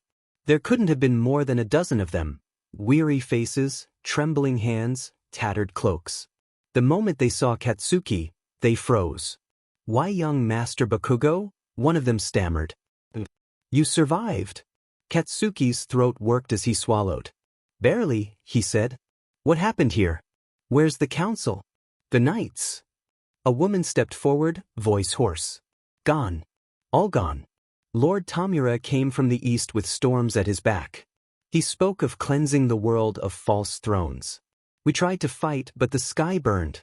And the dragons fell. Her eyes filled with tears. He went north. To the Amethyst Kingdom. With someone else, someone cloaked in lightning. Izuku and Katsuki exchanged a look. Katsuki's jaw set like iron. Then that's where we're going. The woman shook her head. You can't. You've just come back. You should rest. I've rested enough, Katsuki interrupted. He turned away, his cape sweeping the ash around his boots. This isn't over until that BSTRD's ash too. Izuku's voice broke through the tension, calm but firm. Then let me help. Katsuki stopped walking. The silence stretched. The wind whispered through hollow towers, carrying the scent of smoke and iron. Finally, Katsuki exhaled, long and slow. You don't quit, do you? Izuku smiled faintly. Not when someone needs help. For the first time, Katsuki didn't have a sharp retort ready. He just looked at the younger man. This strange, stubborn boy who'd followed him into ruin and saw something he hadn't in a long time, hope that didn't feel naive. He turned back toward the empty streets, voice low. Guess you're stuck with me, Deku. Izuku laughed softly. I could have said the same thing, Kaken. As the last of the daylight bled away, the two of them stood amid the ruins. Two figures against a dying sun, with a dragon resting behind them like a shadow of something ancient and loyal. They set out the next morning, just as the embers cooled, heading north toward the Amethyst Kingdom. Behind them, the Ruby Kingdom lay silent but not forgotten. Achiko Uraraka. The shimmered violet, thick with the hum of fading magic. She lay on the shattered ground, her hands trembling against the cold stone as threads of pale light escaped from her fingertips, mana spilling away like sand in a broken hourglass. Each breath came slower than the last. She tried to lift her head. The world spun, fractured lights, whispering voices, a face she couldn't quite see. Hime. The name slipped past her lips, soft as a prayer. Her eyes glistened, not with fear, but with something deeper, the ache of remembrance. I want to see you smile again. Her voice was barely a whisper before the light consumed her, scattering across the ruins like falling stars. Days had passed since the smoke faded from the Ruby Plains. The air no longer smelled of ash, but it still carried the weight of it. Every step forward felt heavier than the last, as though the earth itself mourned what had been lost. Izuku walked a few paces behind Katsuki, his boots pressing softly into the dirt road that wound between quiet fields and empty skies. Kiri followed close, his steps slow, wings folded tightly against his sides, one still wrapped in healing cloth. The dragon's scales, once bright with ember-like shimmer, were dulled by travel and dust. Neither of them had spoken much since leaving. There were no words big enough for what they had seen. The wind moved through the grass, tugging gently at Izuku's cloak. He looked up at the horizon, faint shades of lavender and gray bleeding together, and wondered if the Amethyst Kingdom really would be safe. Katsuki's voice finally broke the silence. "You never said what your mission was." Izuku blinked, pulled from his thoughts. "Huh." Katsuki didn't look back. "The Emerald Boy with the hero complex. You said you were headed out on some grand mission before all this crap started. So what is it?" Izuku hesitated. "It's complicated." "Try me." He took a small breath. "Someone I know told me that Tamura Shigaraki is on the move for destruction between the 5 kingdoms. I was supposed to try to stop him. But then the Ruby Kingdom." He trailed off, his voice faltering. "I couldn't even save them." Katsuki stopped walking. "You think this is about saving everyone?" His tone wasn't cruel, just sharp enough to cut through self-pity. "The world's too damn big for one kid to fix." "I'm not trying to fix the world," Izuku said softly. "I just don't want to watch it fall in the hands of darkness." For a moment, Katsuki said nothing. He looked over his shoulder, meeting Izuku's gaze. There was something unspoken there. Recognition, maybe even a sliver of respect, before he scoffed and turned back. "You're hopeless." The air between them softened. Then Kiri suddenly halted, his head lifting, nostrils flaring. A low growl rumbled deep in his throat. Izuku's hand immediately went to his sword. "What is it?" Katsuki's expression hardened. "Someone's here." The forest around them was too still. No bird song, no wind, just the faint rustle of leaves that sounded too deliberate to be nature. And then, a figure stepped from behind the trees. Pale hair, clothes draped like torn ash, a crooked smile that never reached his eyes. "Tamura Shigaraki." Katsuki muttered, drawing his dagger, the only blade left to him. Izuku's heart lurched. He recognized the name from Mr. Yagi, the man who'd reduced entire villages to ruin, the one even the councils feared to name aloud. "Ah," Tamura drawled, his tone almost bored. "So the rumors were true. The failure of Ruby's guard and a green-haired dweeb. What a pitiful pair." Katsuki's grip tightened. "You've got a lot of nerve showing your face after what you did." "What I did?" Tamura tilted his head slightly, almost amused. "I did what needed to be done. The world is rotting, and I merely helped it along." "Save your philosophy," Katsuki snapped. "You think you're some god? You're just a coward who hides behind chaos." Tamura chuckled quietly, brushing a hand against a nearby tree. The bark beneath his fingertips cracked, subtle, but enough to draw Izuku's attention. He couldn't see what happened, but the sound made the hair on his neck rise. "Careful," Tamura said softly, almost kindly. "You're out of your depth, boy." Kiri stepped forward, lowering his head in a warning stance. His wings flexed, and a deep growl vibrated through the ground. Katsuki raised his dagger, while Izuku drew his sword. Tamura didn't move. He simply looked at them, studying Thwing. Then a faint smirk curved his lips. "You're not worth the effort." "Not yet." The wind shifted. The air seemed to flicker, and before either of them could react, Tamura was gone, vanishing into the shadows as though he had never been there at all. Silence fell again. Izuku's breathing was shaky, his hands still gripping the hilt tightly. What was that?" Katsuki didn't answer right away. He looked at the mark left on the tree, darkened, cracked, faintly gray. He didn't like what it meant. "Finally," he said quietly, "trouble that's smarter than we thought." Izuku turned his gaze toward the north, where the Amethyst Kingdom lay beyond the horizon. His chest tightened with unease. "We have to warn them," he murmured. "Before he reaches the city." Katsuki wiped his blade on his cloak and sheathed it again. "Then we're not walking." He looked at Kiri. You think you can still fly, big guy? The dragon huffed a low, stubborn sound. His injured wing lifted halfway before dropping again, but his eyes burned with determination. Katsuki smirked faintly. Guess that's a yes. Izuku stared at him in disbelief. Kaken, his wing isn't fully healed dash. And walking'll take weeks. Kiri can take us there today? Izuku hesitated, then sighed, sheathing his sword. Fine. But if we fall, it's your fault. Katsuki chuckled under his breath. If we fall, at least we'll die faster. Despite himself, Izuku smiled. That's not helping. By the time the sun had begun to climb, the forest thinned into open plains. The light touched Kiri's scales, softening their dull red into molten gold.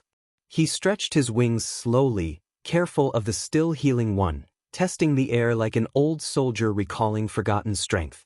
Katsuki ran his hand along the dragon's side, checking the bindings. You good? Kiri rumbled lowly, a sound halfway between complaint and pride. Izuku stood a few steps away, clutching his bag to his chest. Are you sure this is a good idea? The wound dash. Will hold, Katsuki interrupted. You worry too damn much. I worry just enough, Izuku countered. I'd rather not die. Before we even reach the next kingdom. Katsuki shot him a smirk over his shoulder. You're not dying while I'm around. Izuku blinked. That's comforting, I think. Don't overthink it. Get on. Kiri crouched, lowering his body to make room. Izuku climbed up carefully, gripping the ridge between the dragon's neck scales. Katsuki followed, pulling himself up behind him. The weight of their exhaustion seemed to ease the moment the wind brushed against their faces. Ready? Katsuki called out. Not really, Izuku admitted. Too bad. With one powerful sweep, Kiri's wings caught the air. The ground fell away beneath them, and suddenly the world opened wide, endless sky, streaked with clouds that shimmered against the morning sun. The rush of wind drowned out everything else. Izuku's breath caught in his throat, half fear, half awe. It wasn't like anything he'd ever known. Not the quiet plains of Emerald, not the green fields of home. Up here, the sky seemed alive, stretching forever in all directions. Kiri's movements were slow but steady, the rhythm of his flight careful, deliberate, wounded but unyielding. Below them, rivers curled like veins of silver through the land. The ruins of distant villages came and went, silent reminders of how much had already been lost. For a while, neither of them spoke. There was nothing to say that the wind didn't already carry. When Izuku finally broke the silence, his voice was soft. Do you ever wonder if we're too late? Katsuki turned his head slightly. Too late for what? To stop him. Katsuki huffed. I don't do too late. If I'm still breathing, then there's still a fight. Izuku smiled faintly at that. You really don't give up, do you?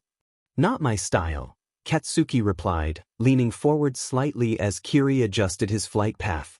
You'll learn that soon enough. The sun had begun to dip when the first glimpse of the Amethyst Kingdom appeared on the horizon. It shimmered faintly, towers carved from crystal stone, their surfaces catching light even through the thin clouds. It looked peaceful from a distance, untouched. But as they drew closer, the peace began to feel wrong. Kiri let out a low growl. The air around them shimmered, rippling like heat over desert sand. Then, with a sudden jolt, the dragon's wings flared back. The sky in front of them cracked like glass. What was that? Izuku gasped, clutching tighter. A barrier, Katsuki muttered. Dim and near invisible until you hit it. He swung one leg over and dropped down to the ground as Kiri landed roughly. Dust scattered beneath them. Amethyst must have sealed itself off. Izuku slid off beside him, staring up at the faint shimmer that divided them from the city. Do you think they know what's happening? Probably, Katsuki said. The Amethyst mages have their heads so far in the clouds they can probably feel a storm a continent away. They'll be fine. Izuku frowned. I'm not so sure. That kind of magic means they're afraid of something. Before Katsuki could answer, a soft voice came from behind them. You shouldn't touch that. It burns if you get too close. They turned. Standing a few paces away was a young woman, maybe their age, dressed in a faded lilac cloak with a hood half pulled over her face. Strands of brown hair framed wide, tired eyes the color of soft earth.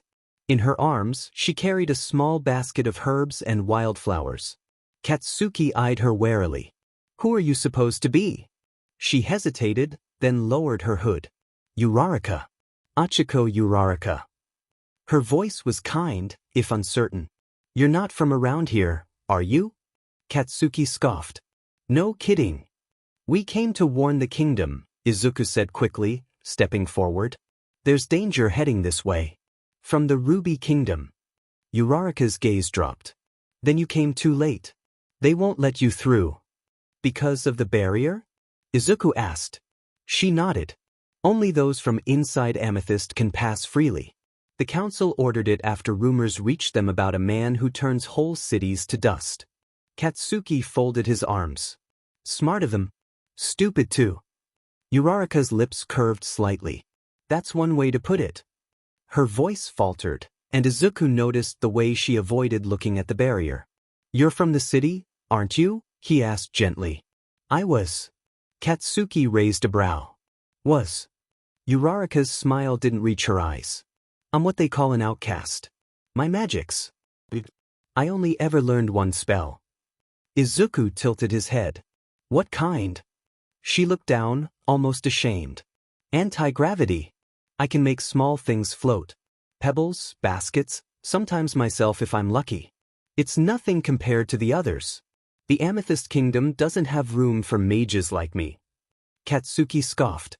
"So they threw you out because you weren't perfect?" "Figures." Uraraka gave a quiet laugh. "You sound like you've met them."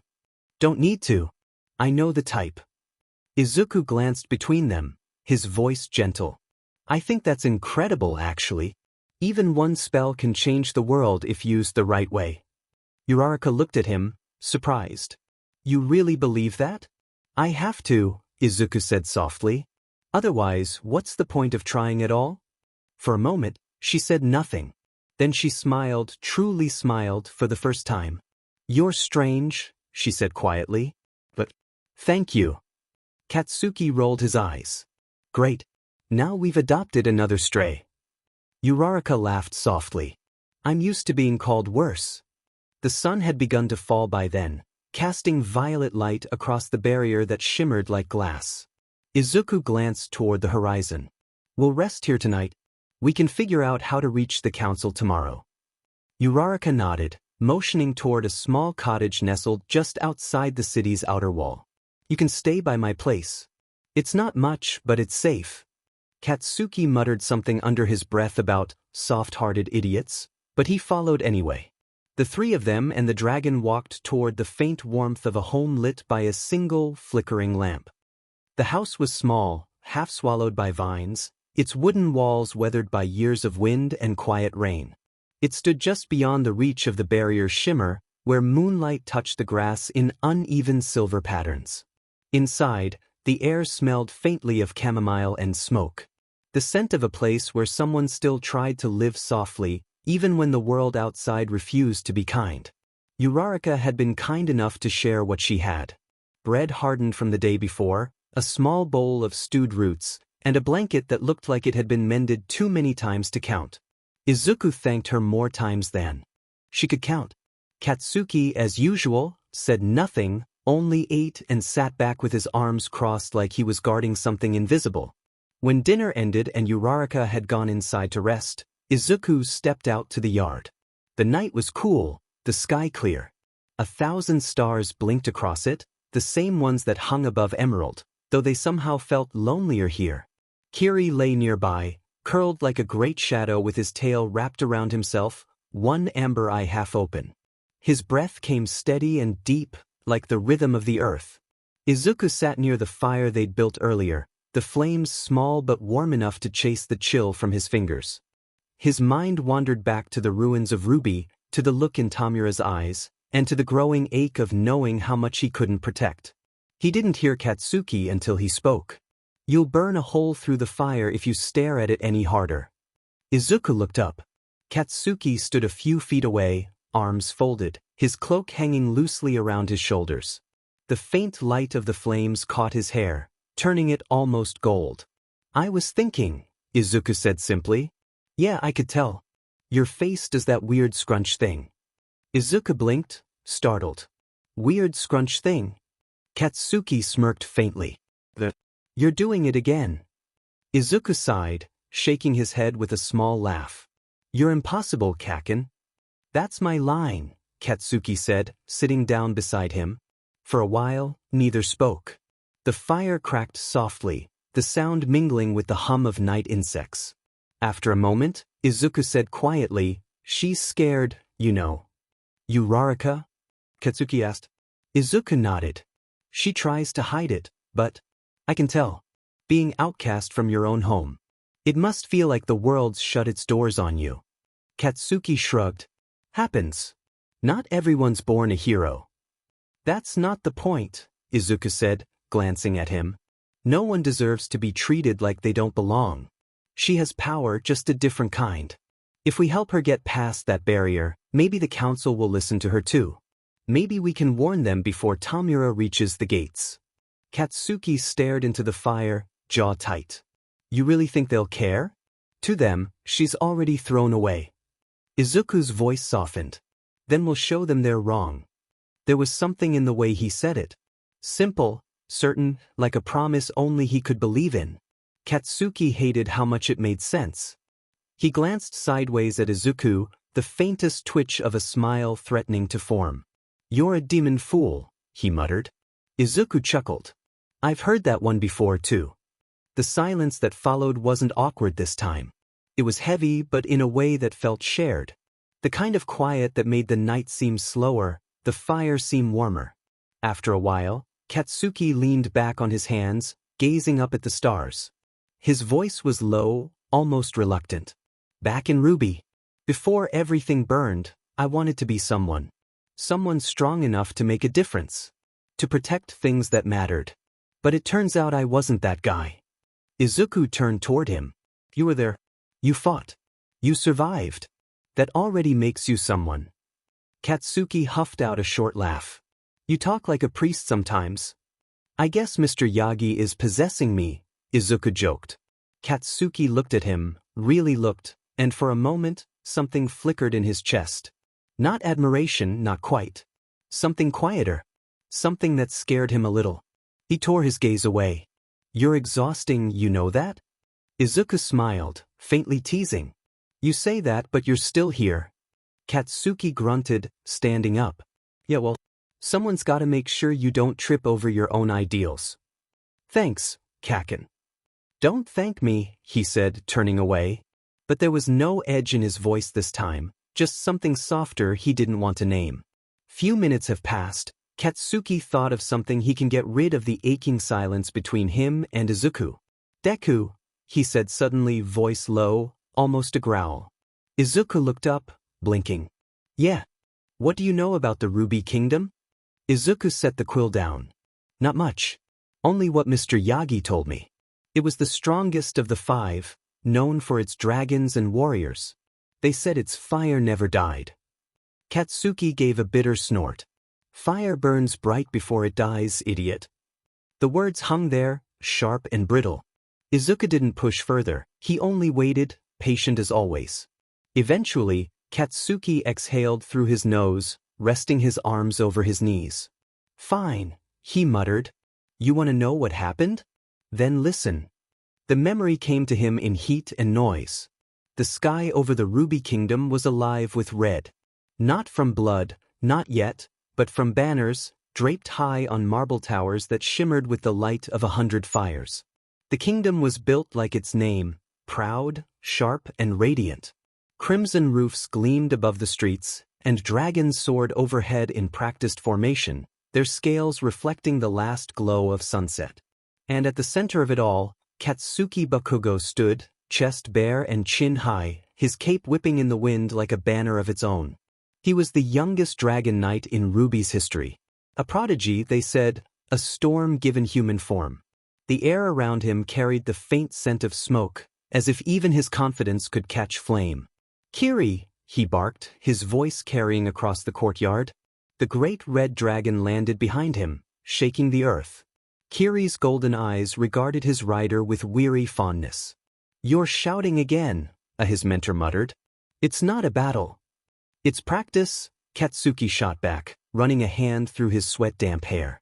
"And practice is a battle if you actually care about winning." "You're already the best," the knight said mildly. "Not good enough," Katsuki replied instantly. "Someone out there's always stronger. I can feel it. And when they come, I'll be ready to blow them apart." He grinned. The kind of grin that burned too bright for anyone to challenge. Yet behind that fire was something else, a flicker of doubt he never let surface. That evening, the kingdom gathered in the great square. Flames danced in carved braziers, laughter echoed between tall stone halls. The Ruby Knights celebrated the anniversary of their founding centuries of glory, unity, and strength. Katsuki stood near the front, arms crossed, pretending not to care about the speeches. That was when he saw him. Katsuki's tone hardened. "He came to us wearing a cloak blacker than coal. No crest, no banner, just words sharp enough to cut through any blade." His fists clenched, knuckles whitening. Izuku swallowed. "Tamura Shigaraki." "Yeah," Katsuki spat. "That bstrd. He had a way of talking that made you doubt everything you'd ever believed. I told him to shove his speeches up his butt, but he vanished after saying that he'll burn the world clean." Katsuki's voice cracked for the first time, low and rough. "And he did." A cloaked figure stood among the crowd, his presence almost swallowed by the firelight. His hair was pale, his eyes a ghostly blue, not empty, but alive with something dangerous. When Katsuki's gaze met his, the man smiled faintly. "Who the hell Katsuki began, but the man had already turned, slipping between the crowd like a shadow. Curiosity sparked hotter than reason. Katsuki followed, through narrow alleys and silent corridors, until the noise of the festival faded into a low hum. The man finally stopped at the edge of the dragon roosts, where the air smelled of ash and iron. "You shouldn't sneak around here," Katsuki said, hand on his sword. The stranger didn't turn. "You're Katsuki Bakugo, aren't you? The kingdom's youngest knight. The prodigy who believes power comes from pride." Katsuki scowled. "You got a death wish calling me that?" The man finally faced him. Tamura Shigaraki. The name wasn't known then, but the presence was unforgettable. He looked half-starved and half-divine, as though the world itself had refused to contain him. "I've watched your kingdom," Tamura said softly. "So proud of its light. So desperate to prove it can never fall." His eyes gleamed. "But everything burns, little knight. Even rubies crack under heat." Katsuki's hand twitched toward his weapon. "You talk like someone who's never had anything worth protecting." Tamura smiled, a slow, knowing thing. "I had everything. Then I learned that protection is just another word for fear. The strong cling to their walls, the free set them on fire." Katsuki took a step forward. "You think destruction makes you free? I think destruction makes you honest." Their gazes locked, the air between them pulsing like a live wire. For the first time in his life, Katsuki felt something colder than anger, a kind of recognition.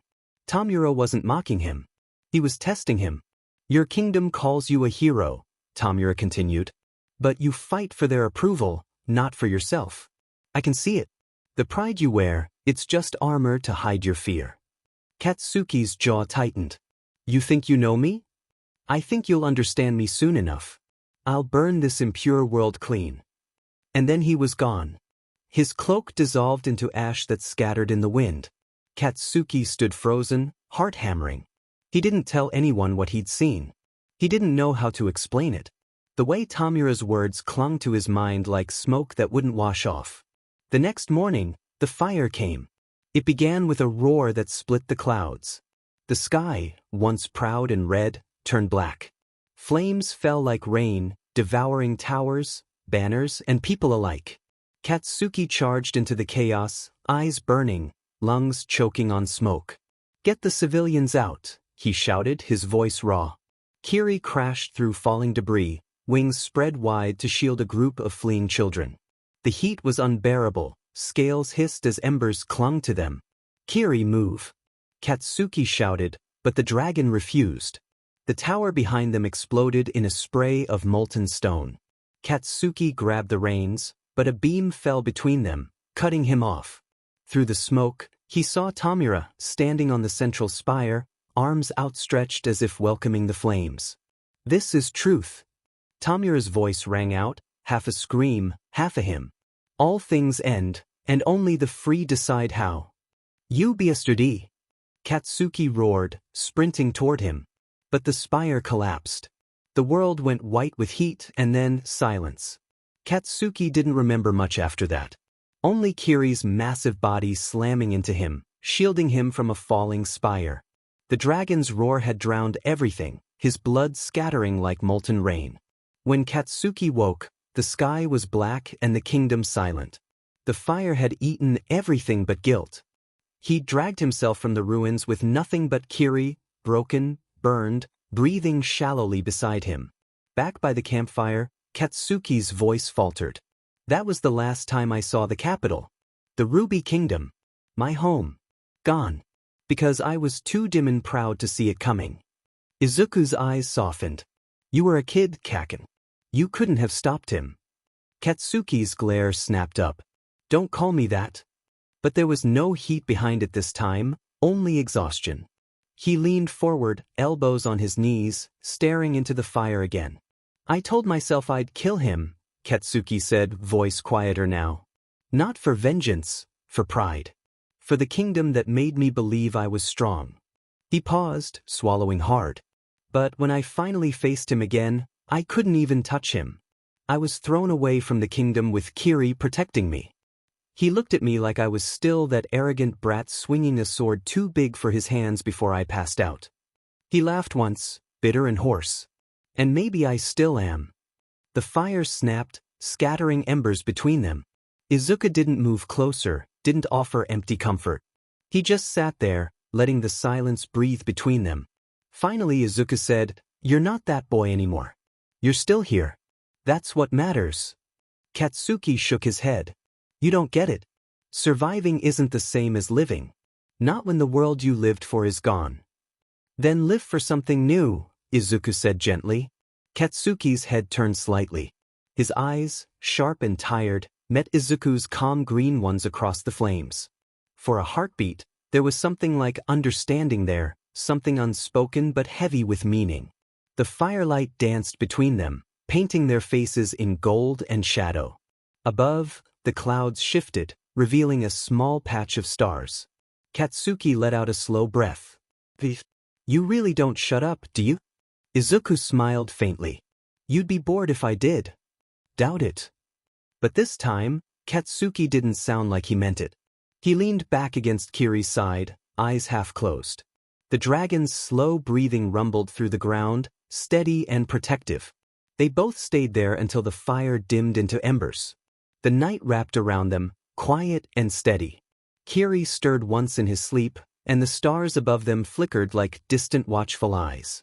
When Katsuki finally sat down again beside him, their shoulders brushed, just barely. Neither of them moved away. And for the first time since the fall, Katsuki Bakugo slept without dreams. A fire. The first light of dawn crept over the horizon like spilled gold, painting the fields in pale warmth. Mist hung low around the small cottage, curling over the grass and dissolving as the sun climbed higher. Kiri was already awake, stretching his neck with a low, rumbling sigh. Dew glistened across his scales like tiny crystals, and when he shook himself, droplets scattered into the air. The faint smell of smoke and morning earth filled the quiet. Inside, Uraraka moved about the small kitchen, the hem of her cloak brushing the floor. She hummed softly, a tune without rhythm, maybe something she remembered from her childhood. Her hands trembled slightly as she poured water into a clay cup. She hadn't slept much. Dreams had come and gone in fragments. Her parents' laughter, the faint shimmer of floating lanterns, the sound of someone calling her name from far away. When she woke, the ache in her chest had lingered, the kind that didn't fade with daylight. She stepped outside, blinking against the brightness. Izuku was sitting near the dying fire pit, writing quietly in his notebook again, the same one he carried since the day they met. Katsuki sat a few feet away, sharpening a blade with the dull scrape of steel against stone, the sound measured and steady. "Morning," Izuku greeted softly without looking up. "Morning," she replied, voice small. Katsuki gave a grunt, his version of a greeting. She hesitated, clutching the cup between her palms. "You really plan to go inside the city?" Izuku nodded. "We have to. Tamura's moving faster than we thought.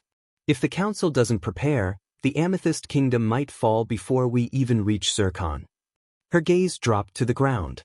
"You'll never get past the barrier." "We'll find a way," Izuku said, calm but firm. "You have a pass, don't you?" The question hit her like a soft blow. She bit her lip, eyes flickering with shame. "I do. But it's useless now. They won't listen to someone like me." Katsuki looked up from his blade. "You mean because they're idiots?" Uraraka blinked. "Because I'm a disgrace." The words hung there, heavy and fragile. Even Kiri lifted his head slightly, as if listening. Izuku closed his notebook and set it aside.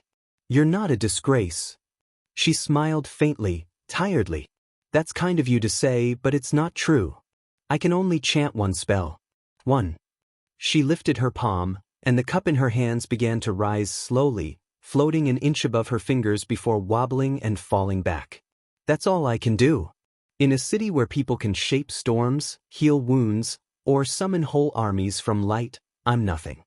"You made it float," Izuku said softly. Uraraka frowned. "Barely." "Barely is still something," he said. "When I was younger, I couldn't even write properly without accidentally throwing my pen off my hands. Mr. Yagi used to laugh at me for dropping it on my foot." Katsuki bursts out laughing. "You did." Izuku rolled his eyes but kept his tone warm. "The point is, everyone starts somewhere. You don't need to have 100 spells to be worth something, Uraraka. You just have to use what you have when it matters most." She looked at him, and for the first time, there wasn't pity in his voice, only faith. The kind of faith she'd forgotten how to feel for herself. "I don't know if I can," she whispered. "You can," Izuku said. "And we'll be right behind you." Katsuki grunted again, looking away. "Yeah. Let's get it over with before this gets any more sentimental." Uraraka gave a quiet laugh, shaking her head. "You're really something, both of you." "Annoying," Katsuki muttered. "Persistent," she said with a small smile. By mid-morning, the three of them stood before the barrier again. The air shimmered faintly, invisible threads of light twisting in the wind. The sound it made was low and humming, like distant thunder trapped in glass. Uraraka's fingers trembled as she held out a small silver token, her barrier pass, etched with the crest of amethyst. She hadn't touched it since the day she was exiled. Katsuki folded his arms, eyeing the glowing wall. "You sure about this?" "No," she said honestly. "But I'll try." Izuku gave her an encouraging nod. "That's enough." Taking a deep breath, Uraraka stepped forward. The barrier flickered at her presence, the light pulsing once, twice, and then parted like a veil, allowing her through. Izuku and Katsuki exchanged a quick glance before following. The air inside was different. Warmer, heavy with the scent of old books and burning incense. The Amethyst Kingdom unfolded before them, towers of glass and violet stone rising high, banners fluttering against the pale sky. Streets lined with crystals that glowed faintly from within. It was beautiful and cold. As they walked deeper, whispers trailed behind them. "Is that her? She came back. How shameful." Uraraka kept her head down, pretending not to hear. Katsuki bristled at every voice, muttering curses under his breath. Izuku simply walked beside her, quiet but steady. When they reached the square, she stopped, her voice trembling but clear. "The council chamber is ahead." Izuku nodded, gripping his sword's hilt. "Then let's tell them before it's too late." The council chamber of amethyst stood at the heart of the kingdom. A grand hall carved from violet stone and lined with towering crystal columns that caught the light and scattered it in faint hues across the floor. Every step echoed as Izuku, Katsuki, and Uraraka entered, the heavy doors groaning open before them. At the far end sat 5 figures draped in deep indigo robes, the Council of Amethyst. Their faces were calm, unreadable, the kind of serenity that came from believing themselves untouchable. One of them, an older woman with silver hair, regarded them coolly. "You are not of this kingdom," she said, her voice smooth but cold. "State your purpose." Izuku bowed slightly. "We come from the south, from Emerald and Ruby. I bring a warning. The Ruby Kingdom has fallen. A man named Tamura Shigaraki is moving toward Amethyst. You must prepare your defenses." A murmur rippled through the council. The older woman's expression barely shifted. "The fall of Ruby is an unconfirmed rumor." Katsuki bristled. "Unconfirmed? I watched it burn." Several of the counselors exchanged uneasy glances, but the woman only raised a hand. "We appreciate your concern, but Amethyst is protected. Our barriers have never fallen." Uraraka stepped forward before Izuku could stop her. "With respect, Lady Counselor, that's what Ruby said before the skies turned red. We can't ignore this." The woman's eyes narrowed. "You," she said slowly. "You were cast out. Achiko Uraraka. You have no standing here." Uraraka's breath hitched. Her hand tightened at her side, but she didn't move. Izuku took a small step forward. "She may not be of your council, but she's seen what you refuse to. Please, if you won't fight, then at least listen." The counselor's lips pressed into a thin line. "Enough." Guards dash. The doors exploded inward. The sound was deafening, a shuddering boom that rattled the crystal columns and sent shards of violet light scattering across the floor. Dust filled the air. Screams followed. Katsuki drew his dagger instantly, shoving Izuku aside as a section of the ceiling collapsed where they'd been standing. Through the haze stepped Tamura. His pale hair caught the fractured light, eyes glowing faintly beneath the shadows of the ruined doorway. How did he get in here so fast? Does he have teleportation magic? Izuku panicked and heaved, trying to regain his composure from the sudden attack. "I told you," he said softly, his voice almost tender. "The world is rotting. You should have listened. Toga, go have your fun." Behind him came another figure, smiling through the smoke, a dagger glinting in her hand. Uraraka froze. The girl's smile was wrong. Playful, cruel, familiar in its loneliness. "Well, this is fancy," Toga sang, twirling her blade. "A castle made of glass. I wonder how it'll look when it breaks." Tamura's hand brushed against one of the great crystal pillars. A spiderweb of cracks spread instantly across its surface. The sound it made was sickening, like something alive breaking. "Move!" Katsuki shouted. He grabbed Izuku by the arm and pulled him toward the center of the hall as the pillar gave way, crashing down in an explosion of dust and shards. Izuku coughed, drawing his sword. His hands trembled, but his stance held. The people dash." "I know." Katsuki barked. "Get them out." He turned toward Kiri, who had forced his way through the shattered entrance, wings spread wide despite the injury. The dragon roared a sound that shook the entire hall, and the shockwave sent debris flying, driving Toga back. Toga laughed through it, wild and breathless.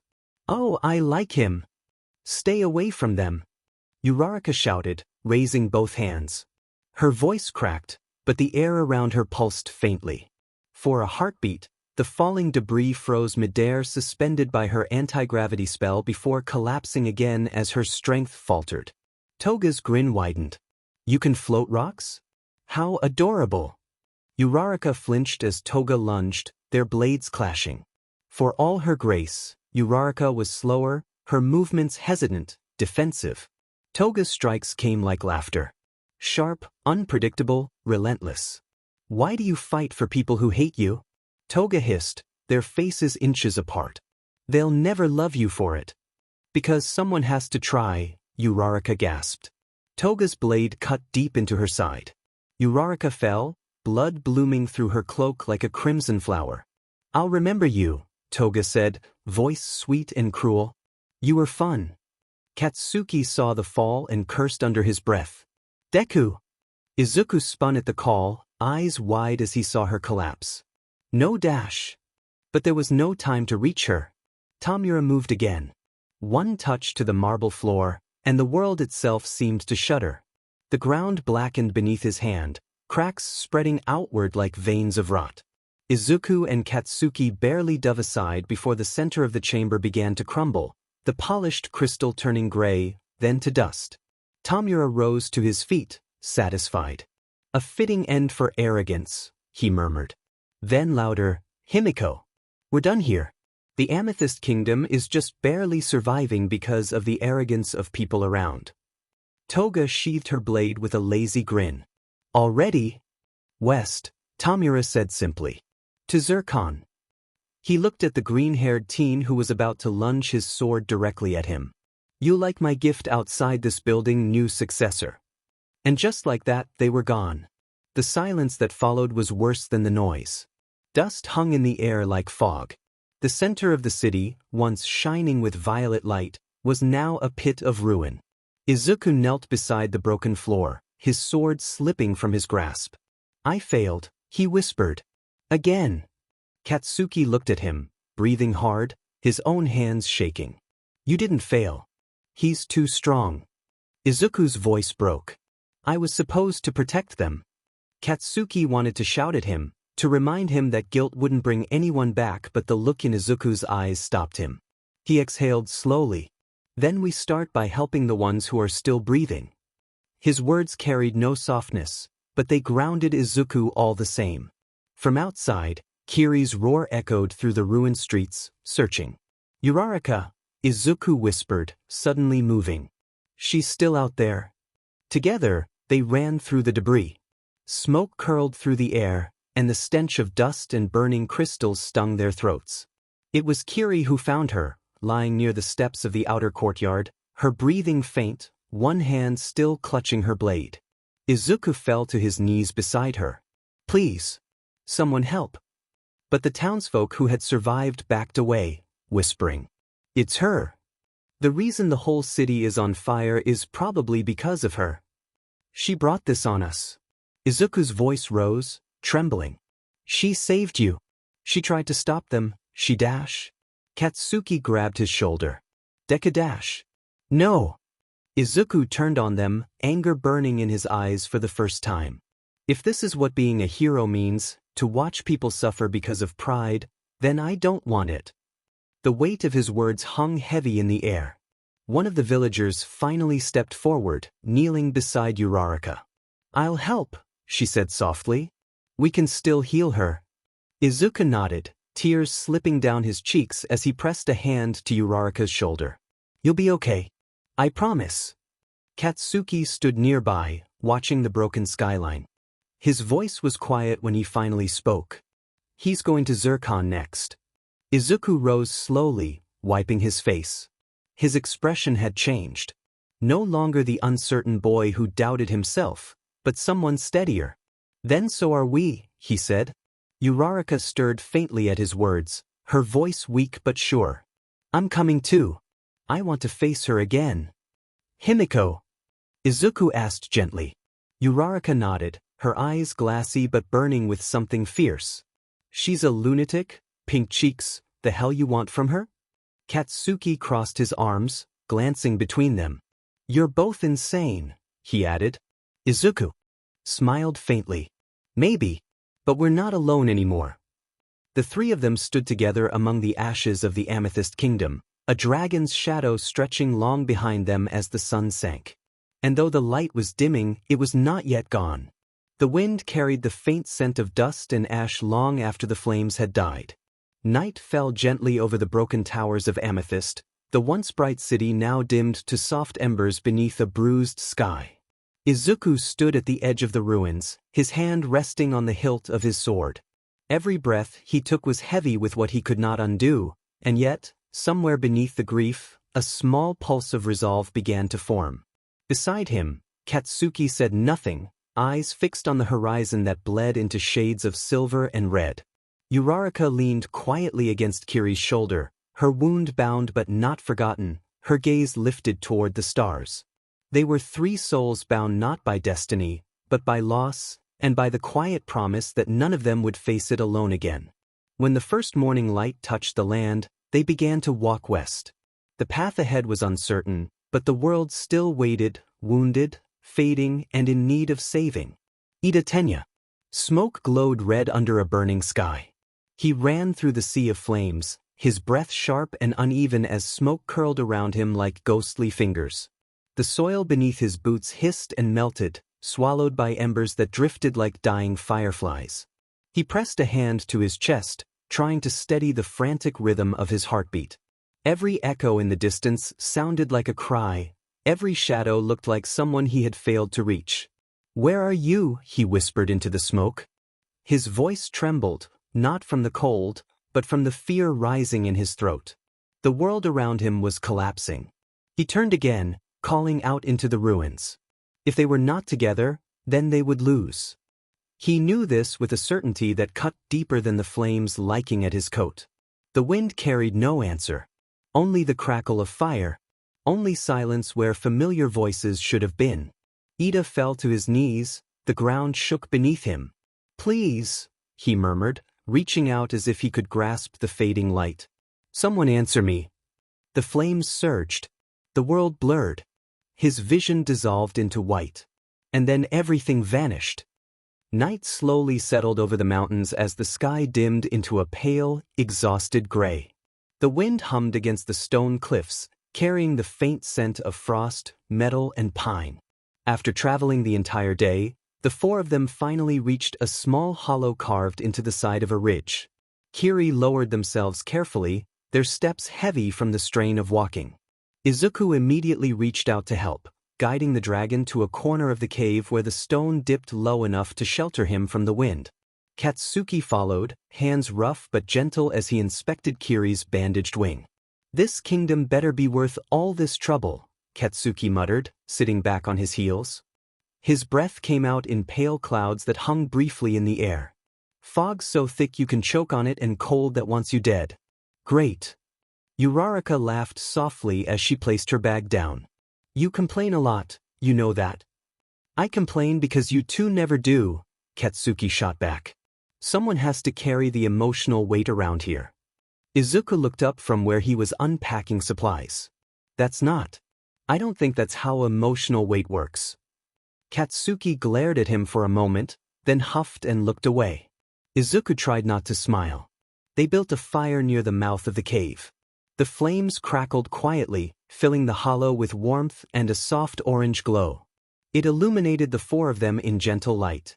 Izuku, leaning forward with curiosity in his eyes. Katsuki, arms crossed, pretending not to be cold. Uraraka, warming her hands, cheeks slightly flushed. And Kiri, resting with their golden eyes half-lidded, tail curled around their feet. For a moment, it felt peaceful. Uraraka lifted her gaze toward the cave ceiling. "I still can't believe we're heading to Zircon. I heard the machines there run all day without stopping. My parents would love to see something like that." "You want to show them?" Izuku asked gently. "Someday." She smiled, small and a bit wistful. "I think about that a lot. I want them to live comfortably. I want them to be proud." Izuku nodded. "They already would be. You helped save Amethyst. Even if the people didn't see it." Her eyes softened at that. "Izuku, you always think like that. You always try your best. It makes people believe they can too." Izuku blinked, unsure what to say. Katsuki threw a twig at him. "Don't let it get to your head, Deku. You're still a mess most days."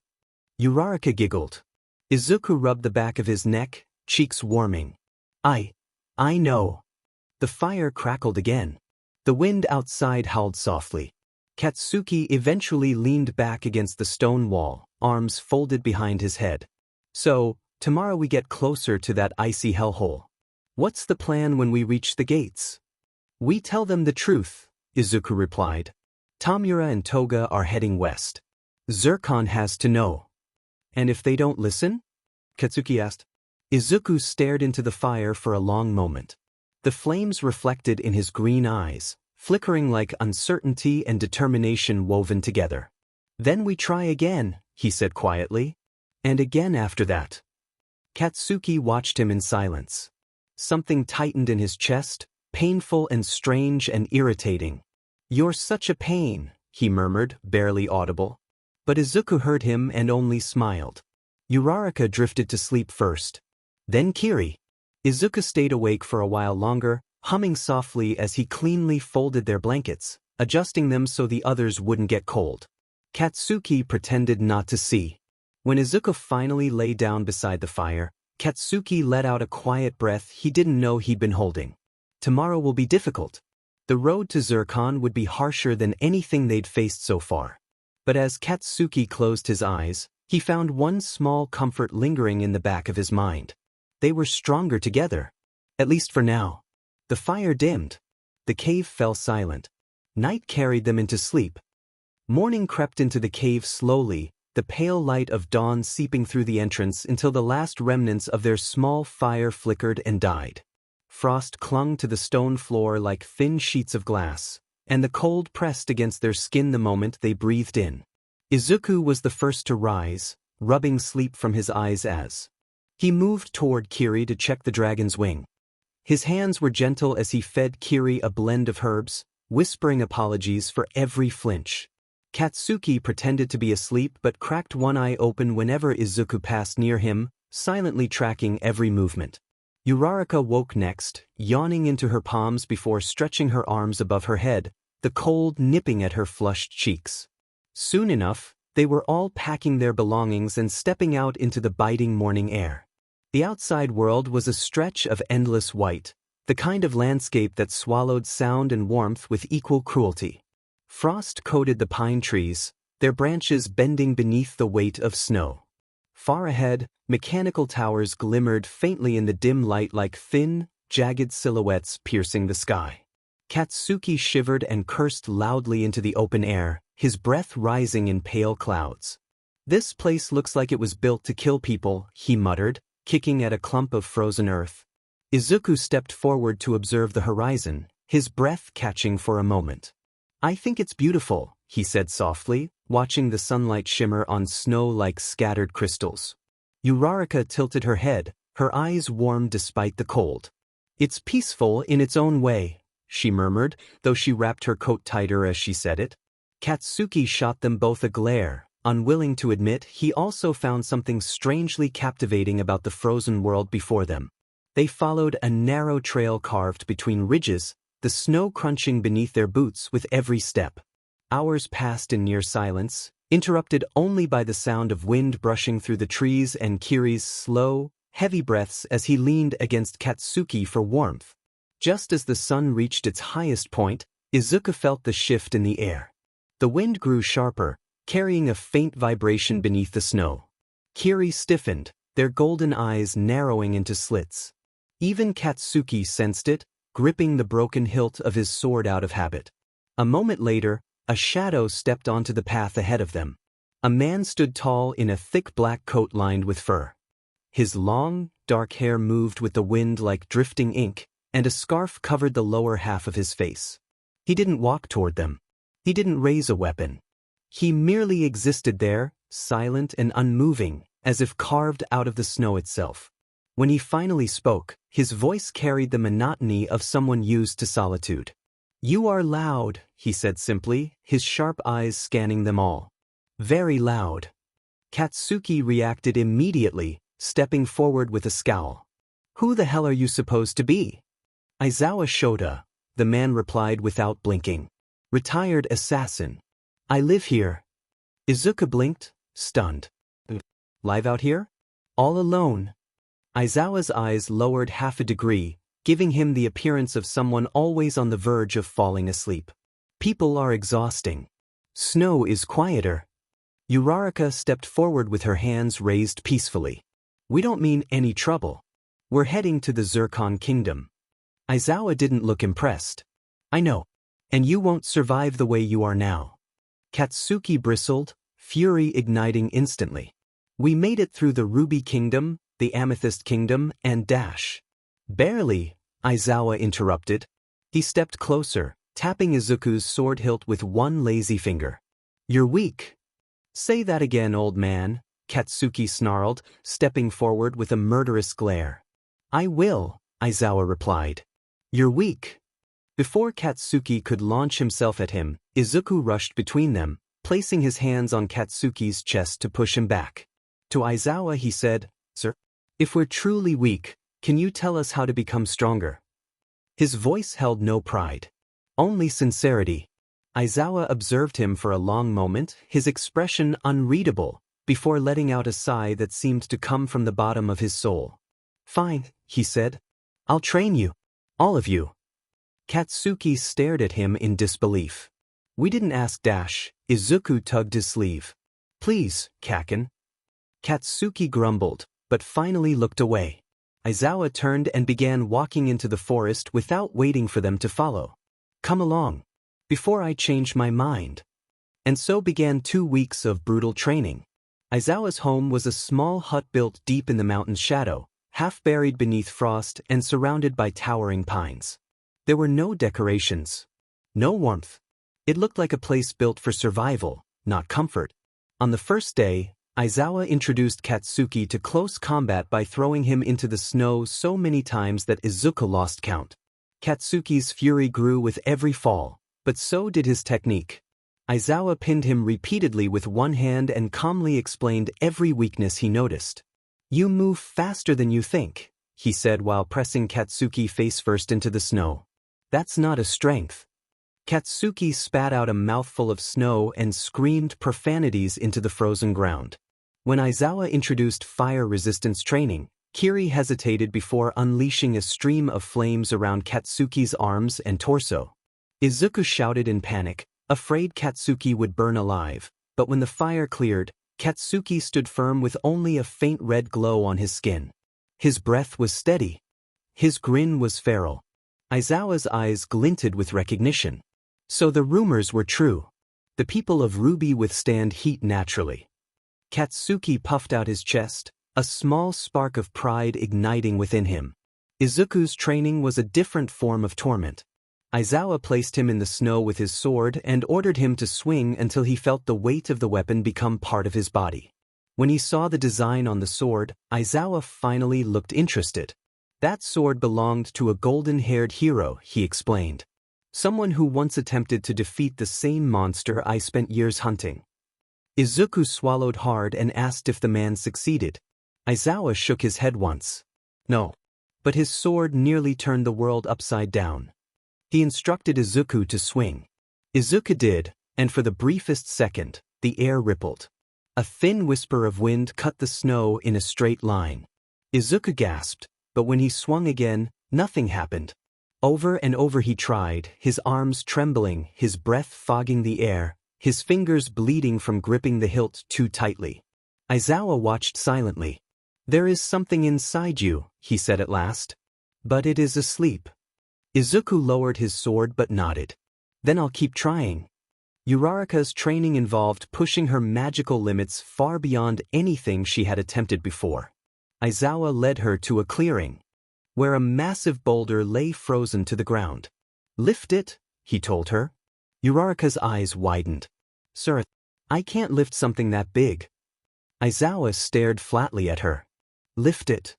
Trembling, she placed her hand on the cold surface and whispered her spell. At first, nothing happened. Then tiny pebbles lifted, followed by cracks in the ice beneath the stone. Finally, the entire boulder began to rise into the air. Uraraka's face contorted with effort, sweat rolling down her temples despite the cold. She maintained the spell for only a few seconds before her knees buckled and the stone fell back into the snow.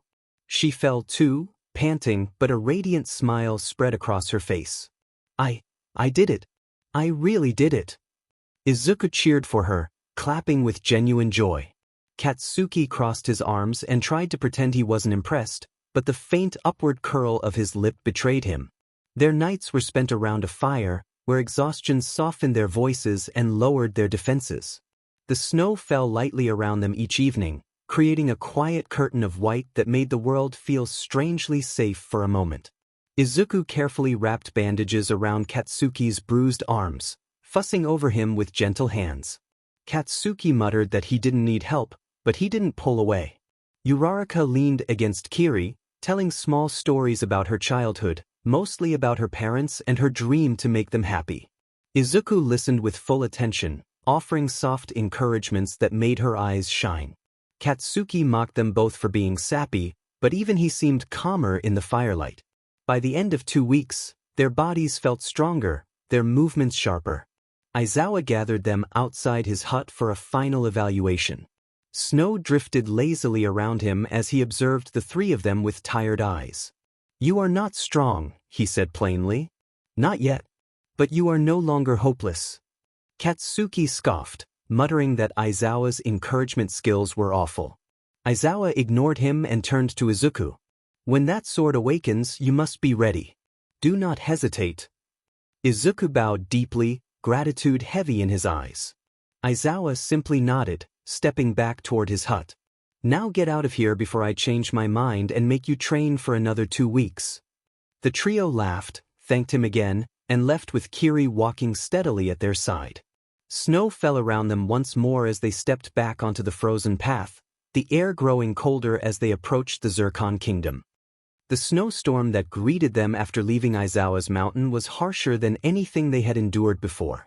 The wind tore at their cloaks and howled between the cliffs, dragging loose powder into violent spirals that stung their skin. Kiri's wings still needed time to heal from training. Each beat strained him more than the last, so they were forced to walk the first day. By sunset, they found a shallow overhang of rock where they could rest. Izuku gathered wood while Katsuki struggled to light a fire in the merciless wind. Uraraka tended to Kiri, murmuring gentle reassurance as she pressed warm cloth to the dragon's wing. They stayed there for 2 days, letting Kiri recover. Snow fell in steady sheets the entire time, burying their footprints and turning the world into an endless white silence. Izuku used the free nights to polish his sword, though the blade still refused to reveal its hidden strength.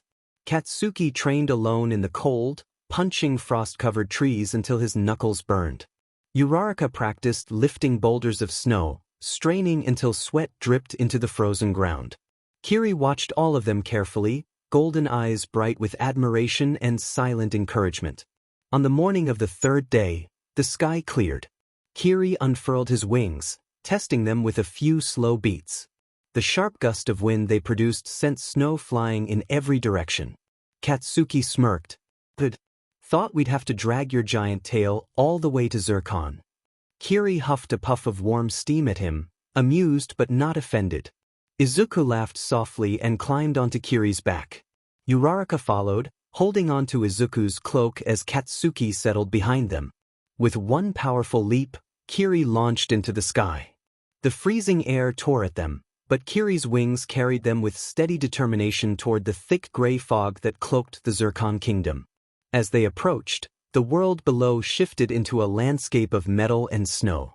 Towering structures jutted from the earth, their surfaces shimmering with frost.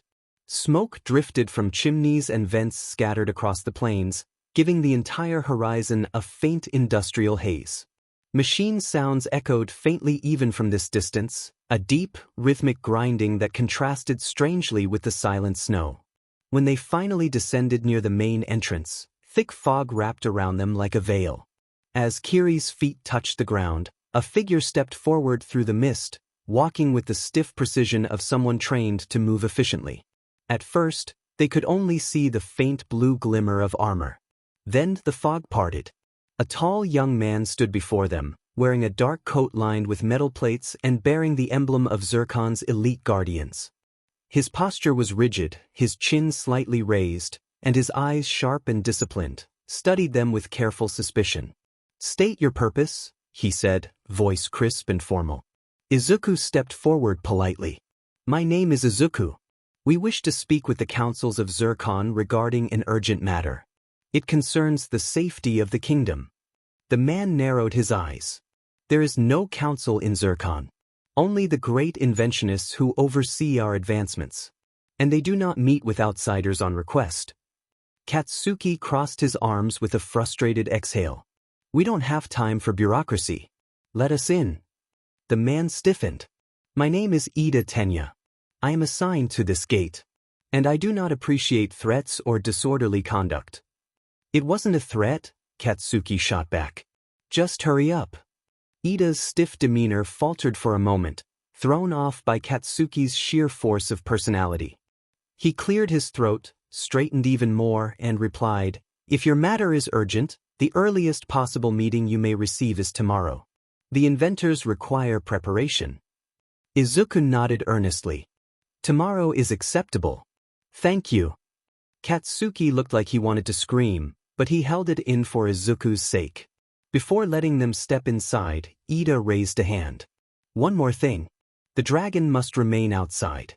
Zircon streets are narrow and filled with machinery. A creature of such size cannot fit." Katsuki instantly exploded. "He's not staying out here in the cold. He just healed from Dash." Before Katsuki could tackle Ida outright, Uraraka jumped between them and quickly fished through her pouch. "Wait, I have something." She pulled out a small glass vial filled with shimmering purple liquid. "A transformation potion. Temporary. He'll turn into a human for 5 days." Izuku blinked in surprise. "Uraraka, when did you get that?" She smiled, proud and a little shy. "I made it back in amethyst. Just in case." Ida looked astonished. Katsuki looked offended. Kiri tilted his head curiously.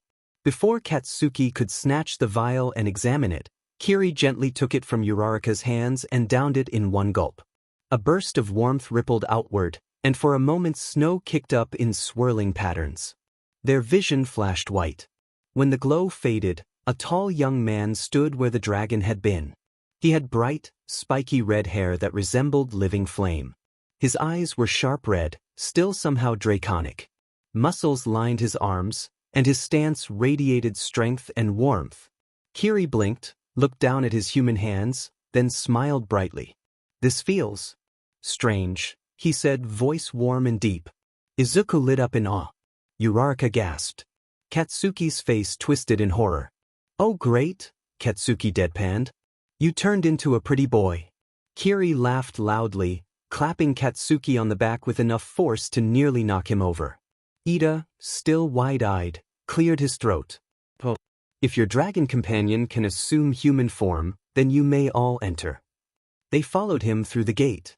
The inside of the Zircon kingdom overwhelmed them instantly. Streets were paved with dark metal, warmed slightly from the machines humming below. Gears spun along walls. Pipes released bursts of steam. Mechanical limbs mounted on towers were busy repairing structures even as they walked. Everywhere they turned, the soft whir of clockwork blended with the chilly wind, creating a symphony of industry. Ida walked ahead, explaining with practiced pride. "Zircon is the forefront of innovation among the 5 kingdoms. Our machines allow even the harshest climate to become livable.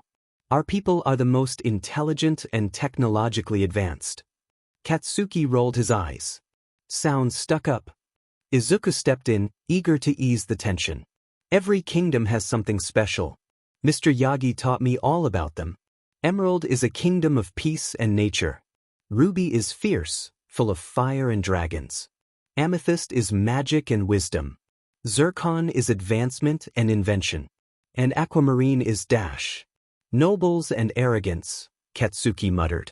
"Already hate them." Uraraka giggled softly as they walked. Eventually, Ida stopped in front of a small inn with frost-covered windows and a sign shaped like a gear. "You may rest here until morning. I will escort you to the Inventionist's Hall tomorrow." Izuku smiled gratefully. "Thank you, Ida." Ida's stern features softened just a little. "You are welcome." They entered the inn, warmth washing over them immediately. Mechanical heaters lined the walls, glowing faintly. After paying for a modest room, they discovered it had 2 beds and a large couch. Naturally, after a long argument, Uraraka and Izuku claimed the beds, while Katsuki and human Kiri begrudgingly shared the oversized couch. Katsuki cursed the entire time. Kiri fell asleep instantly like a rock. The room dimmed as snow continued to fall outside. Tomorrow, they would face the inventors. Tomorrow, their warning would either be accepted or ignored. And somewhere beyond the fog, Tamura Shigaraki continued to draw closer. The next morning arrived wrapped in pale light filtered through the curtains of the inn. The hum of the mechanical heaters blended with the faint ticking of gears embedded within the walls, creating a quiet, rhythmic pulse that reminded Izuku of a heartbeat. Snow drifted lazily outside the window, falling in soft spirals that made the world beyond seem distant and unreal. Izuku rose early, rubbing sleep from his eyes as he looked around the room. Uraraka was still curled beneath her thick blanket, breathing softly. Katsuki lay sprawled on one side of the large couch, one arm dangling off the edge, while Kiri, in his human form, had somehow managed to curl into a tight ball on the other side, bright red hair sticking up in wild angles. Izuku couldn't help a small smile before gently nudging Katsuki's shoulder. "Time to get up, Kaken," he whispered. Katsuki cracked one eye open and groaned. "Why are you like this?" But he sat up anyway, rubbing a hand across his face as Kiri stretched beside him, joints popping audibly. Uraraka soon stirred as well, yawning quietly before standing and smoothing down her clothes. By the time they finished gathering their things, a sharp knock sounded at the door. Ida Tenya stood outside, posture perfectly straight, his breath visible in the cold hallway. "The great inventionists are expecting you," he said.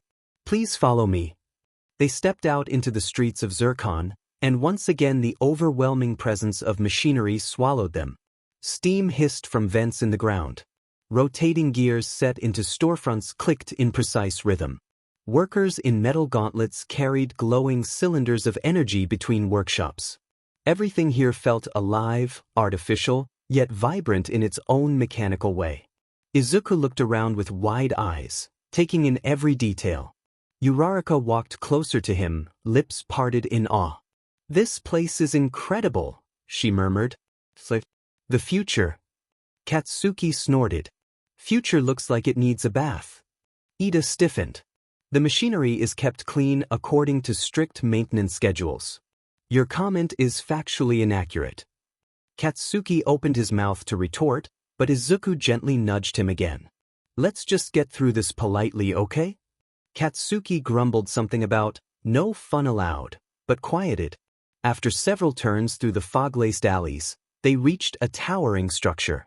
Its exterior forged from blackened steel and reinforced glass. Steam curled from vents on its roof, and the entrance was framed by a massive gear that rotated slowly, almost ceremonially. "This is the Inventionist Hall," Ida announced. "The brightest minds of Zircon work here." The metal doors slid open with a low rumble. Inside, warm light illuminated rows of benches, tables covered in blueprints, and shelves overflowing with half-finished machines. Sparks crackled from distant corners. Lenses, coils, wires, and strange glowing orbs were scattered across every surface. A young woman suddenly popped up from behind a table, goggles pushed up onto wild pink hair. "Oh, visitors," she chirped, eyes sparkling. "New testers? No, wait, heroes of destiny? No, that's too dramatic.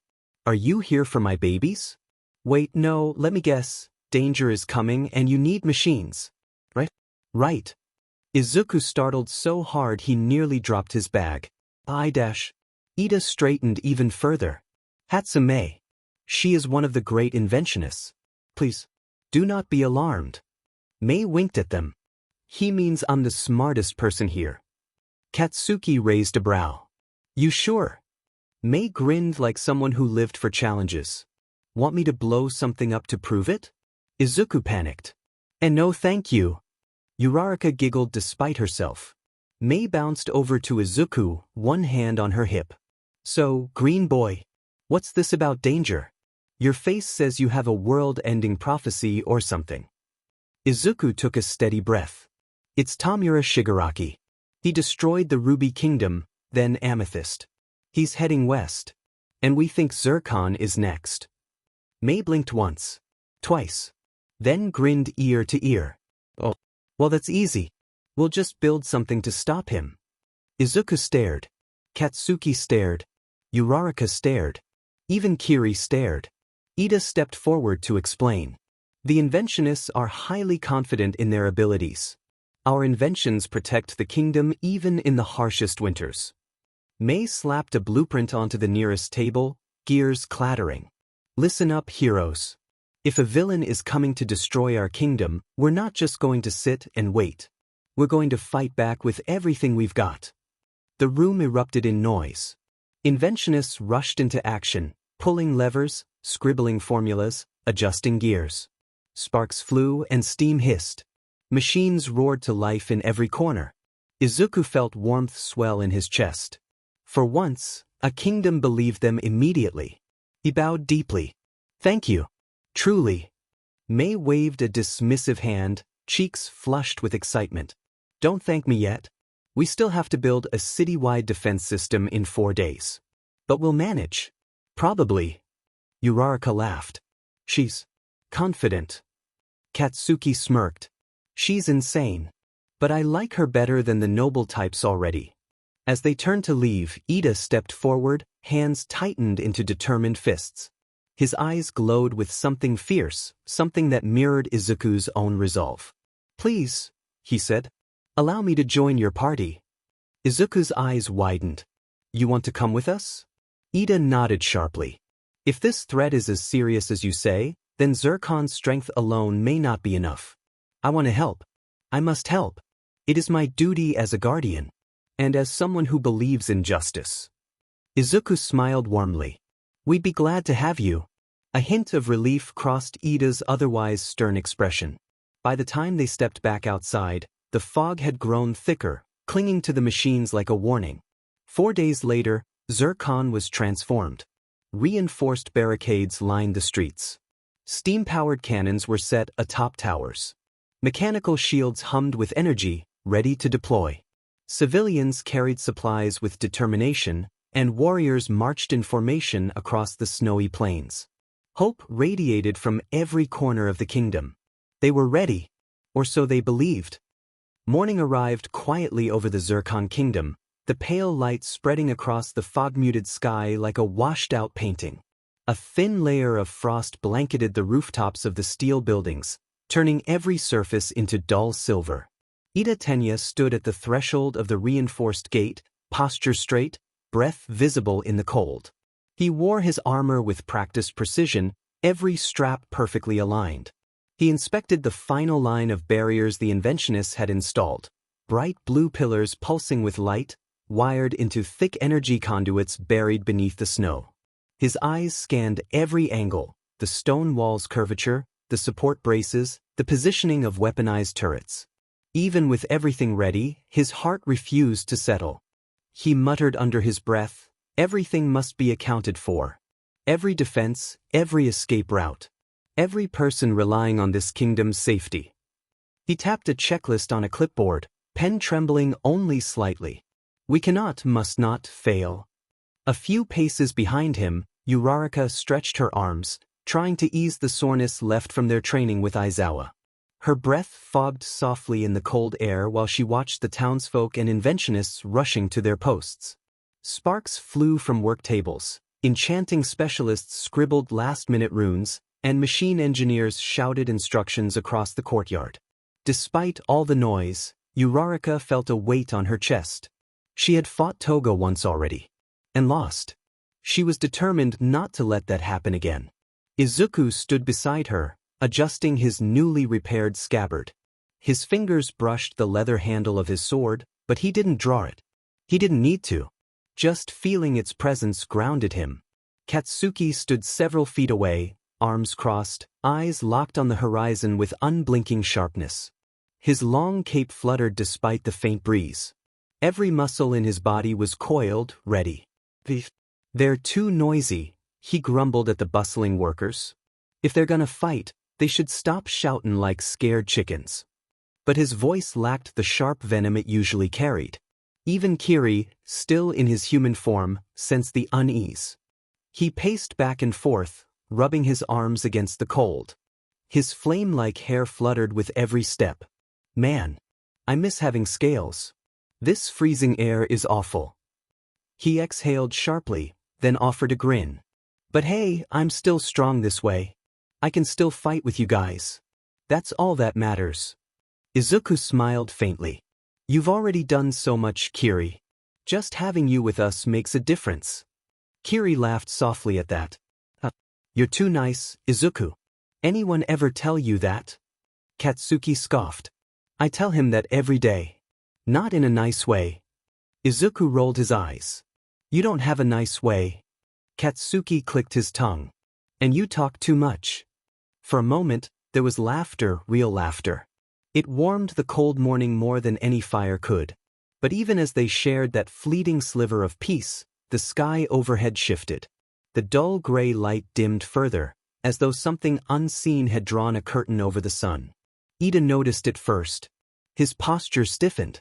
The atmosphere is changing, he said quietly. Everyone, stay alert. Mei Hatsum popped her head out of it. Nearby machine shed, goggles on her forehead and a grease stain on her cheek. Relax.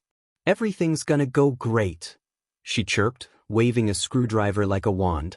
My babies are all warmed up. Katsuki flinched. Can you not call giant mechanical crossbows babies? They're my precious creations, she insisted proudly. They're perfect. Yeah, well let's hope they fire straight when we need 'em. I calibrated them myself, she said with a grin. So they'll probably explode. Or save us all. 50-50. Izuku paled. F-50-50? Those are great odds. Uraraka placed a hand on Izuku's shoulder. Don't worry. I think. Izuku didn't feel reassured. But the faint humor eased the tension one more time before reality closed in again. A soft tremor shook the snow beneath their feet. Then another. Izuku's smile faded. Kaken. Did you feel that? Yeah. And I know dim and well that wasn't the machines. Katsuki stepped forward, eyes narrowing. Something's coming. Kiri immediately positioned himself protectively near Izuku's side. Ida raised his arm, voice sharp. Positions. Everyone, stand by. Across the kingdom walls, inventionists scrambled to their turrets.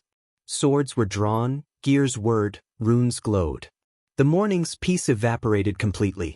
And for a brief final moment before the storm arrived, Izuku closed his eyes. I don't care how strong he is. Or how weak I am. I won't lose anyone else. Katsuki glanced at him. Not mocking, not irritated, just quiet. You better not, he muttered. Because I'm not losing you either. They looked ahead. The horizon stirred. The air shifted. The blackening fog rolled in slowly at first, like an ordinary storm creeping over the frozen plains. But the further it spread, the more unnatural it became. It moved against the wind. Thick, heavy, swallowing the landscape instead of drifting across it. The snow beneath it didn't melt, it withered, turning gray as ash. Izuku stepped forward until he stood at the very front of the group, boots sinking slightly into the frost. His breath trembled. That isn't normal. Katsuki's expression sharpened into something deadly serious. That's him. The fog pulsed once, twice, and the light disappeared entirely. The sun itself seemed to recoil. A crushing pressure slammed against the wall of the kingdom, strong enough to make metal pillars groan. Even Kiri, in human form, staggered backward, his fiery hair dimming for the briefest moment. I don't like this. Kiri muttered, fists clenched. Teleportation? Magic? Not quite. Izuku didn't know what this was. Only that it radiated the kind of malice that could peel the courage from someone's bones. Mei's goggles fogged over from the sheer temperature drop. W8. My babies are freezing. Hey, don't seize up now. But the machines couldn't hear her panicking. Something was pressing on every bolt and wire. Katsuki choked out a breath. DM it. I hate this feeling. It's like he's already got a hand around my throat. Ida Tenya grabbed his helmet and secured it fully, trying to mask the fear seeping into his voice. This pressure cannot be natural. Everyone brace yourselves.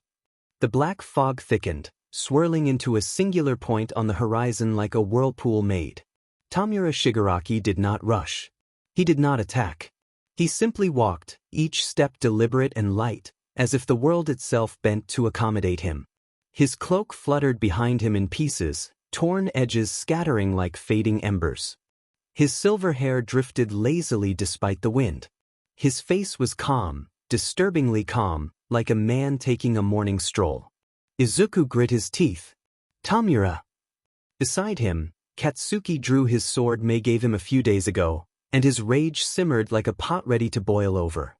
Come any closer, Katsuki growled, "and I'll tear your throat out myself." Tamura didn't even look at him. Instead, his gaze fell on the Zircon Kingdom walls. And he smiled. It wasn't a grin of amusement or mockery, it was the smile of a man admiring a painting he had already planned to burn. "This kingdom," he said softly, his voice carrying as though the fog itself delivered it, "is loud. Loud metals. Loud pride. Loud inventions trying to imitate something greater." His pale fingers rose. "And I think it's time someone turned the volume down." The fog rippled around him, expanding like a pulse. Izuku's breath hitched. He's not attacking yet, but dash. "He will," Katsuki snapped. "We go now." Izuku nodded, tightening his grip on his sword. "Right." But before they could leap from the wall, a quiet giggle echoed from the dark. Soft, sweet, unnerving, Izuku froze. Katsuki's head whipped toward the sound. Who the hell dash? A silhouette hopped lightly into view beside Tamura, landing on the snow as gently as a falling leaf. Toga Himiko. Her smile was bright enough to be mistaken for innocent until the light caught the streaks of dried crimson on her uniform and the sharp glint in her eyes. "Oh, this place looks fun," she sang, swaying on her heels. "So many people, so much noise. So much life." She tilted her head, golden eyes rounding. "I wonder what they'll look like when they scream." Izuku's stomach twisted. "Toga!" Uraraka stiffened beside him. Her breath hitched sharply, her hand clutching her chest as she remembered their last brutal clash. She swallowed her fear, forcing herself forward just a little. "I won't lose again," she whispered to herself. "I won't." Tamura finally sighed, stretching his fingers idly. "I gave you warnings," he said softly. "The Ruby Kingdom. The Amethyst Kingdom. But no one learns until they're broken." Izuku stepped fully onto the wall's edge, sword drawn. "We're not afraid of you." Kiri moved behind them, no longer trembling. His eyes burned with draconic instinct hidden beneath his human form. "If they want a fight," he muttered, shoulders rolling, "I'll give them one." Tamura extended one finger. The air crackled, ground shuddered, his smile widened just slightly. The first explosion shook the metal plates under their feet, sending a tremor that rattled the gears embedded along the square. Steam vents burst open in panicked hisses as the inventionists scrambled to stabilize the turrets. A line of Zircon warriors shouted orders down the ramparts, their voices echoing against the steelwork towers. The fog beyond the gate churned with movement, shadows sprinting, weapons clashing, boots hammering the snow. Ida reacted first. "Form lines. Shield casters. To the left tower, now," he shouted, waving a hand forward with perfect precision. His voice cut through fear like a metronome, steady and disciplined. A group of younger guards obeyed instantly, even as some trembled. Uraraka lifted both hands, her voice rising above the chaos. "Float, float, float." 3 broken metal beams lurched off the ground, spinning wildly before she steadied them. "Go right. This should block the opening in the rear." One of the engineers stumbled as the beam flew overhead. "Thank you, miss, thank dash." "Don't thank me yet," she cried, tossing the beam like a giant spear into the incoming mass of goons. Izuku and Katsuki sprinted past the barricades and into the heart of the clash. Izuku tightened his grip on his sword, his breath misting sharply in the frigid air. "Kaken! They're flanking." "I see them." Katsuki snarled back, swinging his blade in a fierce arc that sent the first attacker reeling.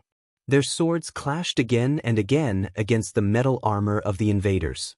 Katsuki barely avoided a spear move and kicked the man square in the chest, spitting, "You seriously think you can get through us? Try harder." Izuku parried a downward strike, sparks scattering. "Kaken, don't provoke them." "Why not? Makes them sloppy." Izuku ducked another blow and muttered breathlessly, "Or angrier." Kiri, still in human form, dragged 2 goons off Izuku with the raw strength of someone who still carried a dragon's instincts. "They're too many," he gritted, pulling Izuku back by the collar. "Stay close." Izuku nodded, chest heaving. A mechanical turret whirred on the tower above them. "Firing," an inventor called. Compressed air burst outward, knocking several goons off their feet. The street lit with muzzle flashes from prototype guns. Still, the attackers pressed harder, as if they expected losses.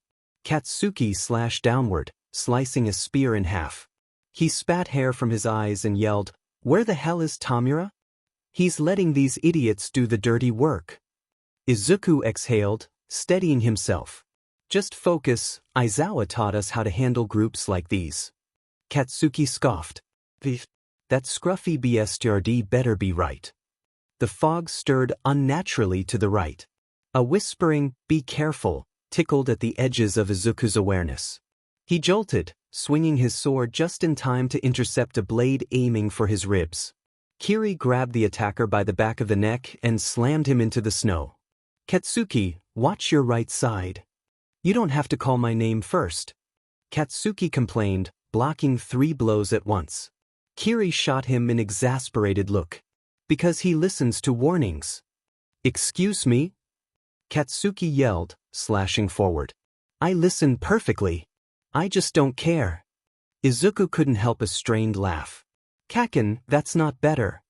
Before Katsuki could deliver a retort, the fog pulsed. Every machine on the battlefield paused, just for a heartbeat, but the sudden silence was terrifying. Gears ground painfully. Valves squealed. A turret shuddered as if something was pressing down on it from above. The turret to their left jerked violently. The inventor manning it gasped. It's not responding. The gears, they're seizing." Metal shrieked as the turret's entire barrel sagged. It sagged more. No way," the inventor whispered. The metal didn't break. It crumbled. Flakes of dull gray fell like sand, and the machine collapsed into a heap of powder. No weapon had touched it. No enemy was near. Izuku's eyes widened. "Tamura. He did that without even dash." Katsuki cut him off sharply. "Deku, focus. This just got worse." Around them, goons surged through the momentary disruption, tackling townsfolk and clambering over ruined barricades. Ida sprinted past them, blocking a sword aimed at an engineer. "Fall back to the second perimeter. Hurry." Uraraka flung up both hands. "Watch out." 3 chunks of debris shot upward, striking a cluster of goons and sending them sprawling. She turned to Izuku, panting, "I can't hold them all, there are too many." Izuku stepped beside her. "We'll make space." "Kaken. I'm already moving." Katsuki snapped, charging headfirst into the front line. A goon swung at him. Katsuki blocked and countered so fast the man's weapon flew from his hands. "Kiri!" Izuku shouted. "Can you?" "I know," the dragon growled, eyes flashing. Kiri doubled over, clutching his chest. Heat shimmered off him in waves. Izuku barely had time to grab Uraraka and pull her aside as Kiri roared and erupted back into his true form. The ground shook as massive red scales burst outward, wings unfurling with explosive force. Snow whipped across the battlefield. Goons screamed as Kiri's tail swept them away in a devastating arc. Izuku shielded his eyes from the gust. "Kiri, are you okay?" Kiri's massive head dipped, his golden eyes burning. Katsuki let out a victorious bark. "Hell yeah! Burn them!" Kiri inhaled deeply, then unleashed a torrent of fiery breath that incinerated the front ranks of goons. Steam rose violently where snow instantly evaporated. Uraraka stared wide-eyed. That's incredible." Ida stumbled beside her, clutching his chest. "I would appreciate less heat in my direction next time." Katsuki shouted back, "Stop whining, Four Eyes." But even with Kiri's fire tipping the scales, Izuku still felt the presence watching them. "Tamura Shigaraki." Izuku swallowed hard, lifting his sword again. "We're not done. He's still here." Katsuki spit blood into the snow and wiped his mouth with the back of his hand. "Then let him come. I'll beat the truth out of him." Izuku frowned. "What truth?" Katsuki rolled his eyes. "How long he's been creeping around like a moldy scarecrow." "Really?" Uraraka said weakly. "That's the priority." "It absolutely is," Katsuki grumbled. Kiri rumbled a laugh from deep in his chest. Then the fog parted. Tamura stepped forward at last, just watching with a sinister smile. Izuku felt the hairs on his arms rise. Here he comes. The moment Shigaraki's silhouette appeared through the fog, the battlefield responded like a living creature recoiling in fear. Warriors staggered. Machines whirred unevenly. Even Kiri, massive and blazing with fire, lowered his head and growled, sensing a threat only dragons truly understood. But the invaders did not pause. If anything, they surged forward with renewed frenzy, as if Tamura's mere presence was fuel. Ida Tenya raised his arm in a sharp, commanding motion. Uraraka. We hold the sector. Midoriya and Bakugo will pursue Shigaraki directly. His hyper-focused gaze flickered toward the civilians behind them. We must ensure the defenseless have time to retreat. Do you understand? Uraraka swallowed hard and nodded. Got it? I won't let anyone through. Ida stepped into the crush of enemies with the discipline of a soldier carved from stone. Then let us fight together. The first goon lunged at him with an axe, but Ida intercepted the strike with a swift upward kick that sent the attacker sprawling. He pivoted, blocking another blow with his forearm guard.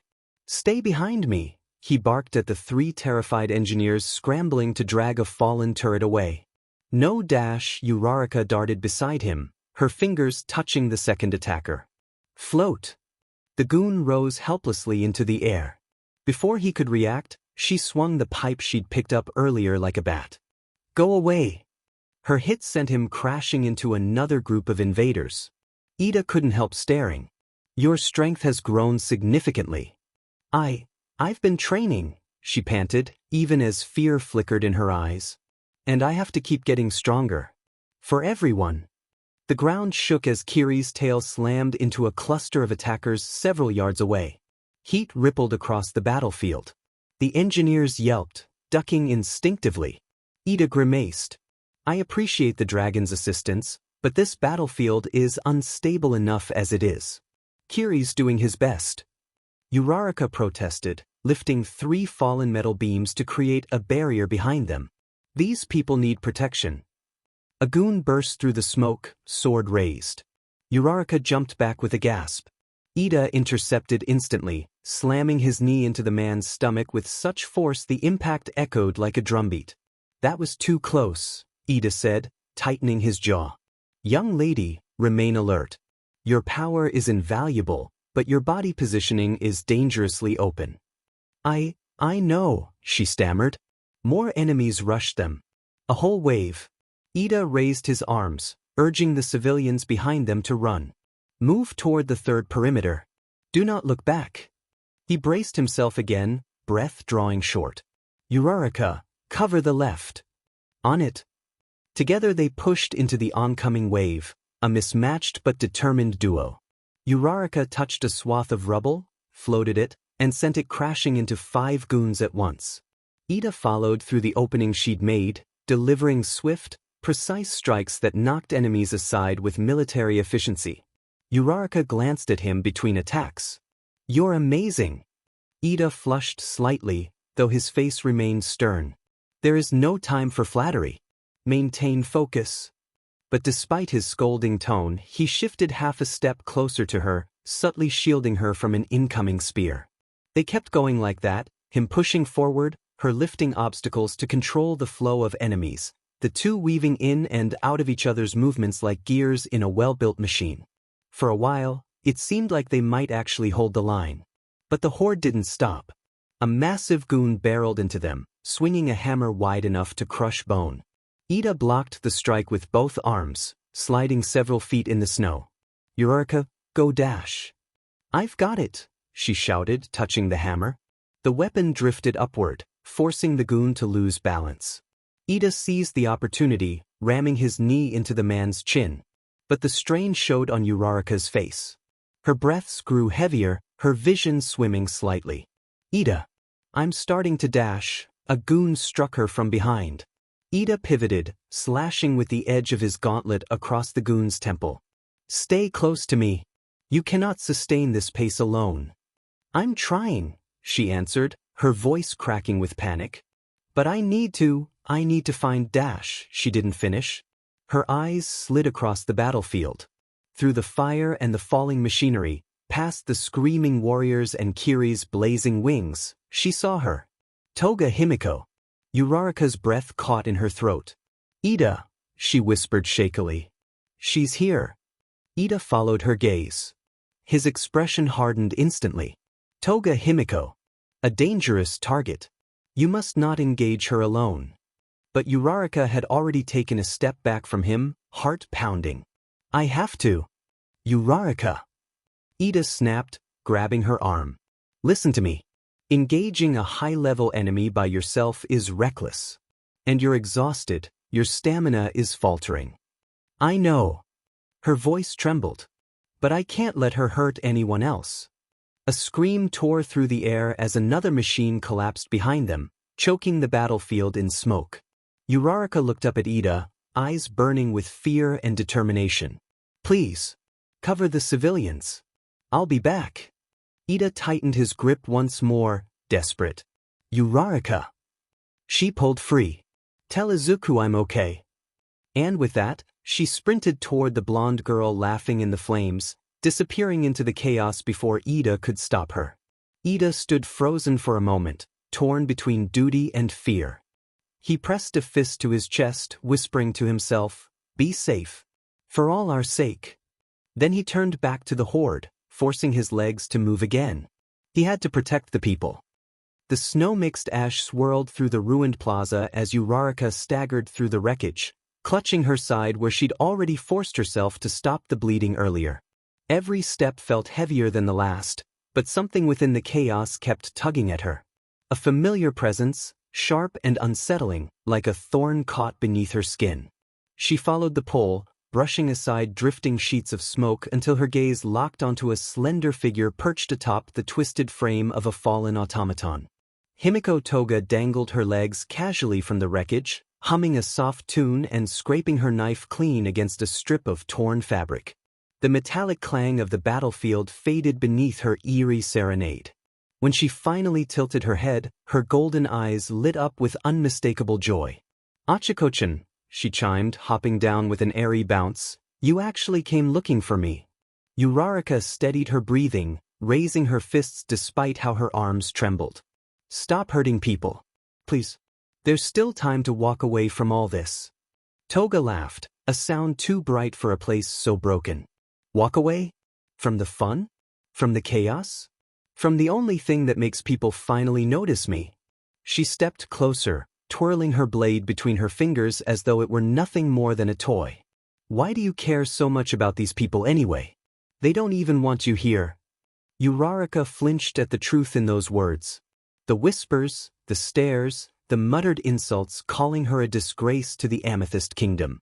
But she didn't back down.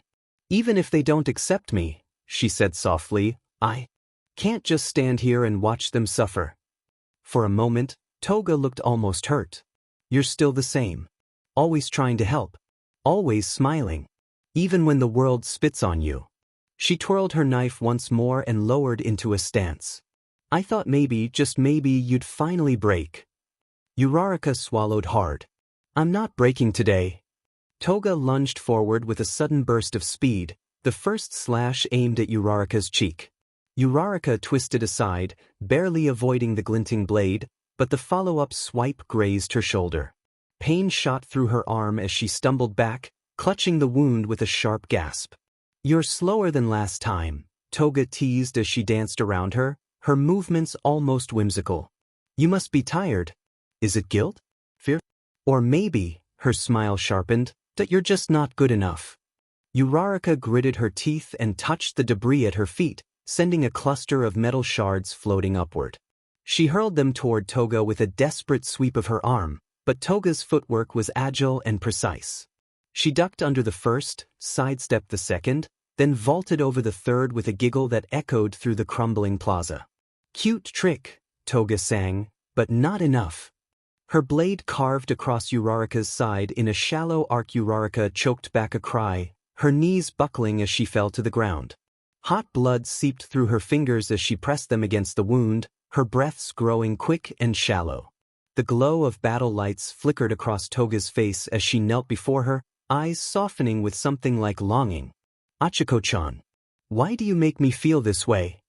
Her voice wavered, and she raised the bloody knife as if unsure whether to embrace Uraraka or kill her. You're warm and kind, and everything I wanted to be. I hate you for it.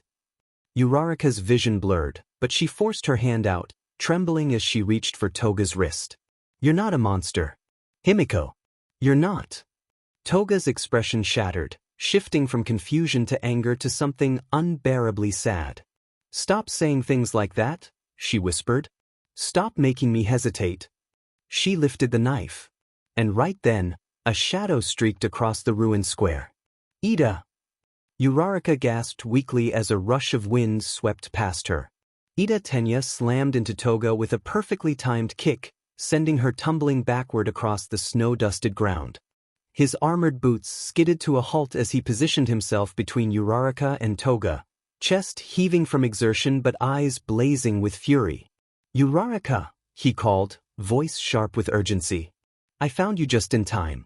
Hold on, I won't let her harm you further. Toga flipped upright, spitting dust from her mouth. You again. Her eyes narrowed into slits. Always ruining my fun. Ida didn't flinch. If you wish to harm my comrades, you will have to go through me. Uraraka's breaths grew ragged as she leaned forward, clutching her wound. Ida. Thank you. He knelt briefly, his movements controlled but filled with worry. You fought bravely. You held her off far longer than anyone else could have. I will get you out of here. Behind him, Toga dusted off her clothes, her smile returning. Achiko-chan. Next time, I won't hesitate. She stepped backward, retreating into the smoke-filled shadows as a distant call echoed through the ruined streets. Her voice softened one last time. Don't die before our next dance. Then she disappeared into the haze, leaving Uraraka trembling, wounded, but alive in Ida's protective grasp. Izuku and Katsuki sprinted across the collapsing courtyard, the thunder of machines and screams mixing with the roar of Kiri's fire somewhere behind them. They reached the heart of the Zircon Plaza just as Tamura stepped through the drifting smoke, tall, hunched slightly forward, matted hair brushing his jaw, his smile curved in a shape far too calm for the chaos he had unleashed. His cloak fluttered where the icy wind cut through the ruins, and the snowflakes that landed on his shoulders seemed to dissolve before touching his skin. Katsuki drew his new sword in one sharp motion, the metal gleaming with the reflection of the fires behind him. You've got some nerve showing up again, he hissed, planting his feet firmly in the snow.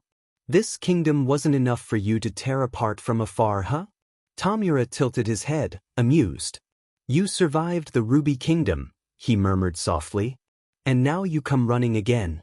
Why do you persist? Why do you cling to kingdoms that are already rotting? Izuku stepped forward, sword raised defensively. Because people live here, he answered, breath forming a cloud in front of him. Because they're scared. Because if we don't stand up now, no one else will. Tamura's smile widened in a disturbingly gentle way. The successor speaks. The taunt didn't faze Izuku. He steadied his breathing the way Aizawa had drilled into him, lowering his stance, shoulders relaxed, grip anchored. Katsuki glanced at him from the side, and strangely, Izuku's calm steadiness eased some of the fire in Katsuki's chest enough to let them fall into the rhythm they'd carved out over 2 brutal weeks. Go left, Katsuki muttered low under his breath. Right behind you, Izuku replied. They moved almost simultaneously. Katsuki charged first, blade arcing upward, forcing Tamura to sidestep. Izuku used the opening to strike low from the opposite side, but Tamura twisted elegantly, letting the blade narrowly miss his ribs. He countered with a sweeping kick, but Izuku blocked with the flat of his sword, sparks hissing in the air.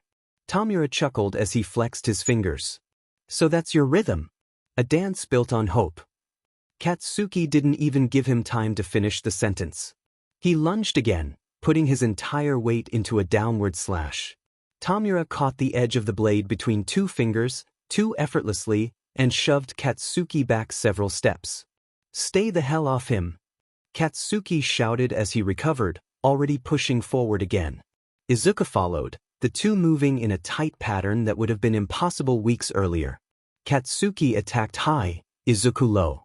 Katsuki pushed forward, Izuku rotated around to intercept counters. Kiri even roared from behind them, spitting a brief burst of flame that forced Tamura to halt for just a heartbeat. And in that heartbeat, it happened.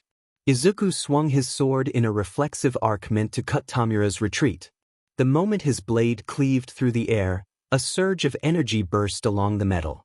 Green lightning crackled violently across its edges, wrapping the blade in a brilliant glow that tore into the air with a thunderous snap. Izuku gasped in shock, nearly dropping it at the sudden weight and force of the power. Katsuki stumbled back a step, eyes widening. What the hell was that? Izuku tightened his grip as the lightning continued to hiss along the blade's surface, illuminating the courtyard in flickering emerald light. I don't know. It's the sword, it's reacting to something. Tamura stopped smiling. The air hummed. Snow melted around Izuku's boots. Even Katsuki felt the surge of pressure, his fingers trembling slightly at the overwhelming presence of the blade's power. Interesting, Tamura whispered, tilting his head as though observing a rare creature.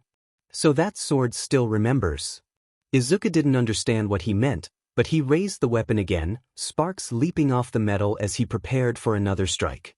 Katsuki moved in beside him, gripping his own sword with renewed force, determination tightening every line of his face. Deku, he muttered, whatever that thing is doing, don't you dare lose control of it. I won't, Izuku promised, even though his heart was slamming against his ribs. They rushed Tamura again.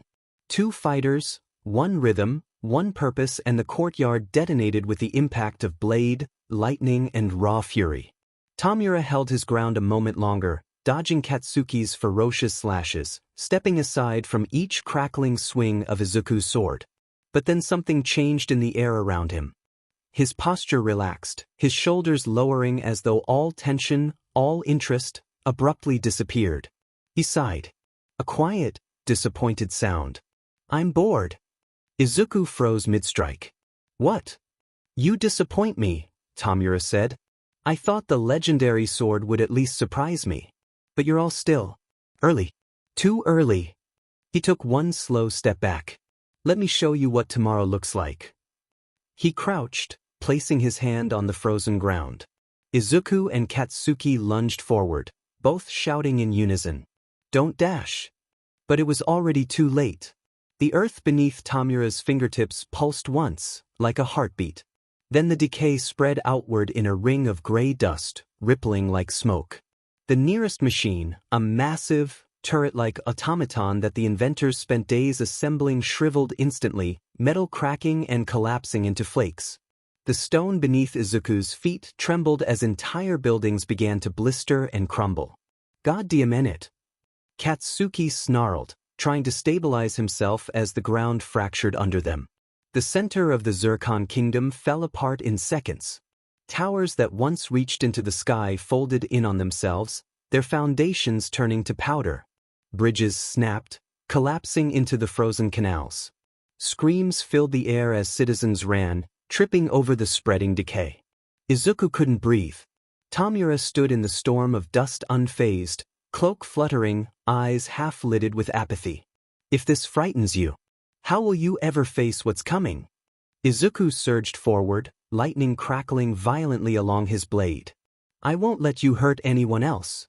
The emerald wind slash tore across the plaza, cutting through the dust and striking Tamura's leg cleanly. The impact made him stagger. The first real sign of damage they had inflicted. Katsuki shouted, triumphant despite the chaos around them. How's that for rotting bee? Tamura looked down at his injured leg. Blood smeared across the torn fabric. For a moment he almost looked delighted. So the blade remembers him too. Before either boy could ask what he meant, Tamura moved. He appeared in front of Izuku in a blur, too fast for even Katsuki to intercept. Izuku's eyes widened as Tamura's hand shot out, fingers closing around his waist. And then it began. A dull, burning tingling at first, then an unbearable crawling sensation beneath Izuku's skin. His clothes crumbled where Tamura's fingers touched. Flesh prickled with a sensation like heat and cold at once. The decay crept slowly, inching outward. Katsuki's roar tore through the ruins with a ferocity that cracked his voice. Izuku! Snow around them began to blacken as the decay spread in thin veins across the stone. Tamura released Izuku, stepping back with calm satisfaction. The boy toppled to the ground, clutching his side where the spreading rot burned through him like poison.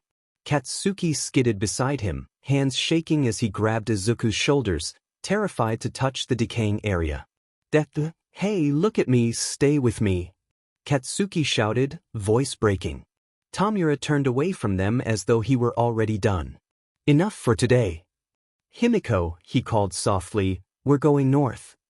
Uraraka, still bleeding but held upright by Ida, watched them disappear into the drifting smoke. Her breath trembled in fear. Aquamarine. They're heading to Aquamarine. Kiri landed behind them, letting out a heart-shredding roar of panic when he saw Izuku's injury. The kingdom continued to collapse around them, structures falling into dust, smoke choking the air, snow turning black under the decay's touch. Katsuki pulled Izuku tightly against him, desperate and shaking, his forehead pressed to Izuku's as though grounding him by force. Don't you dare leave Dash. Izuku's hand trembled as it reached weakly for Katsuki's sleeve. The world around them crumbled.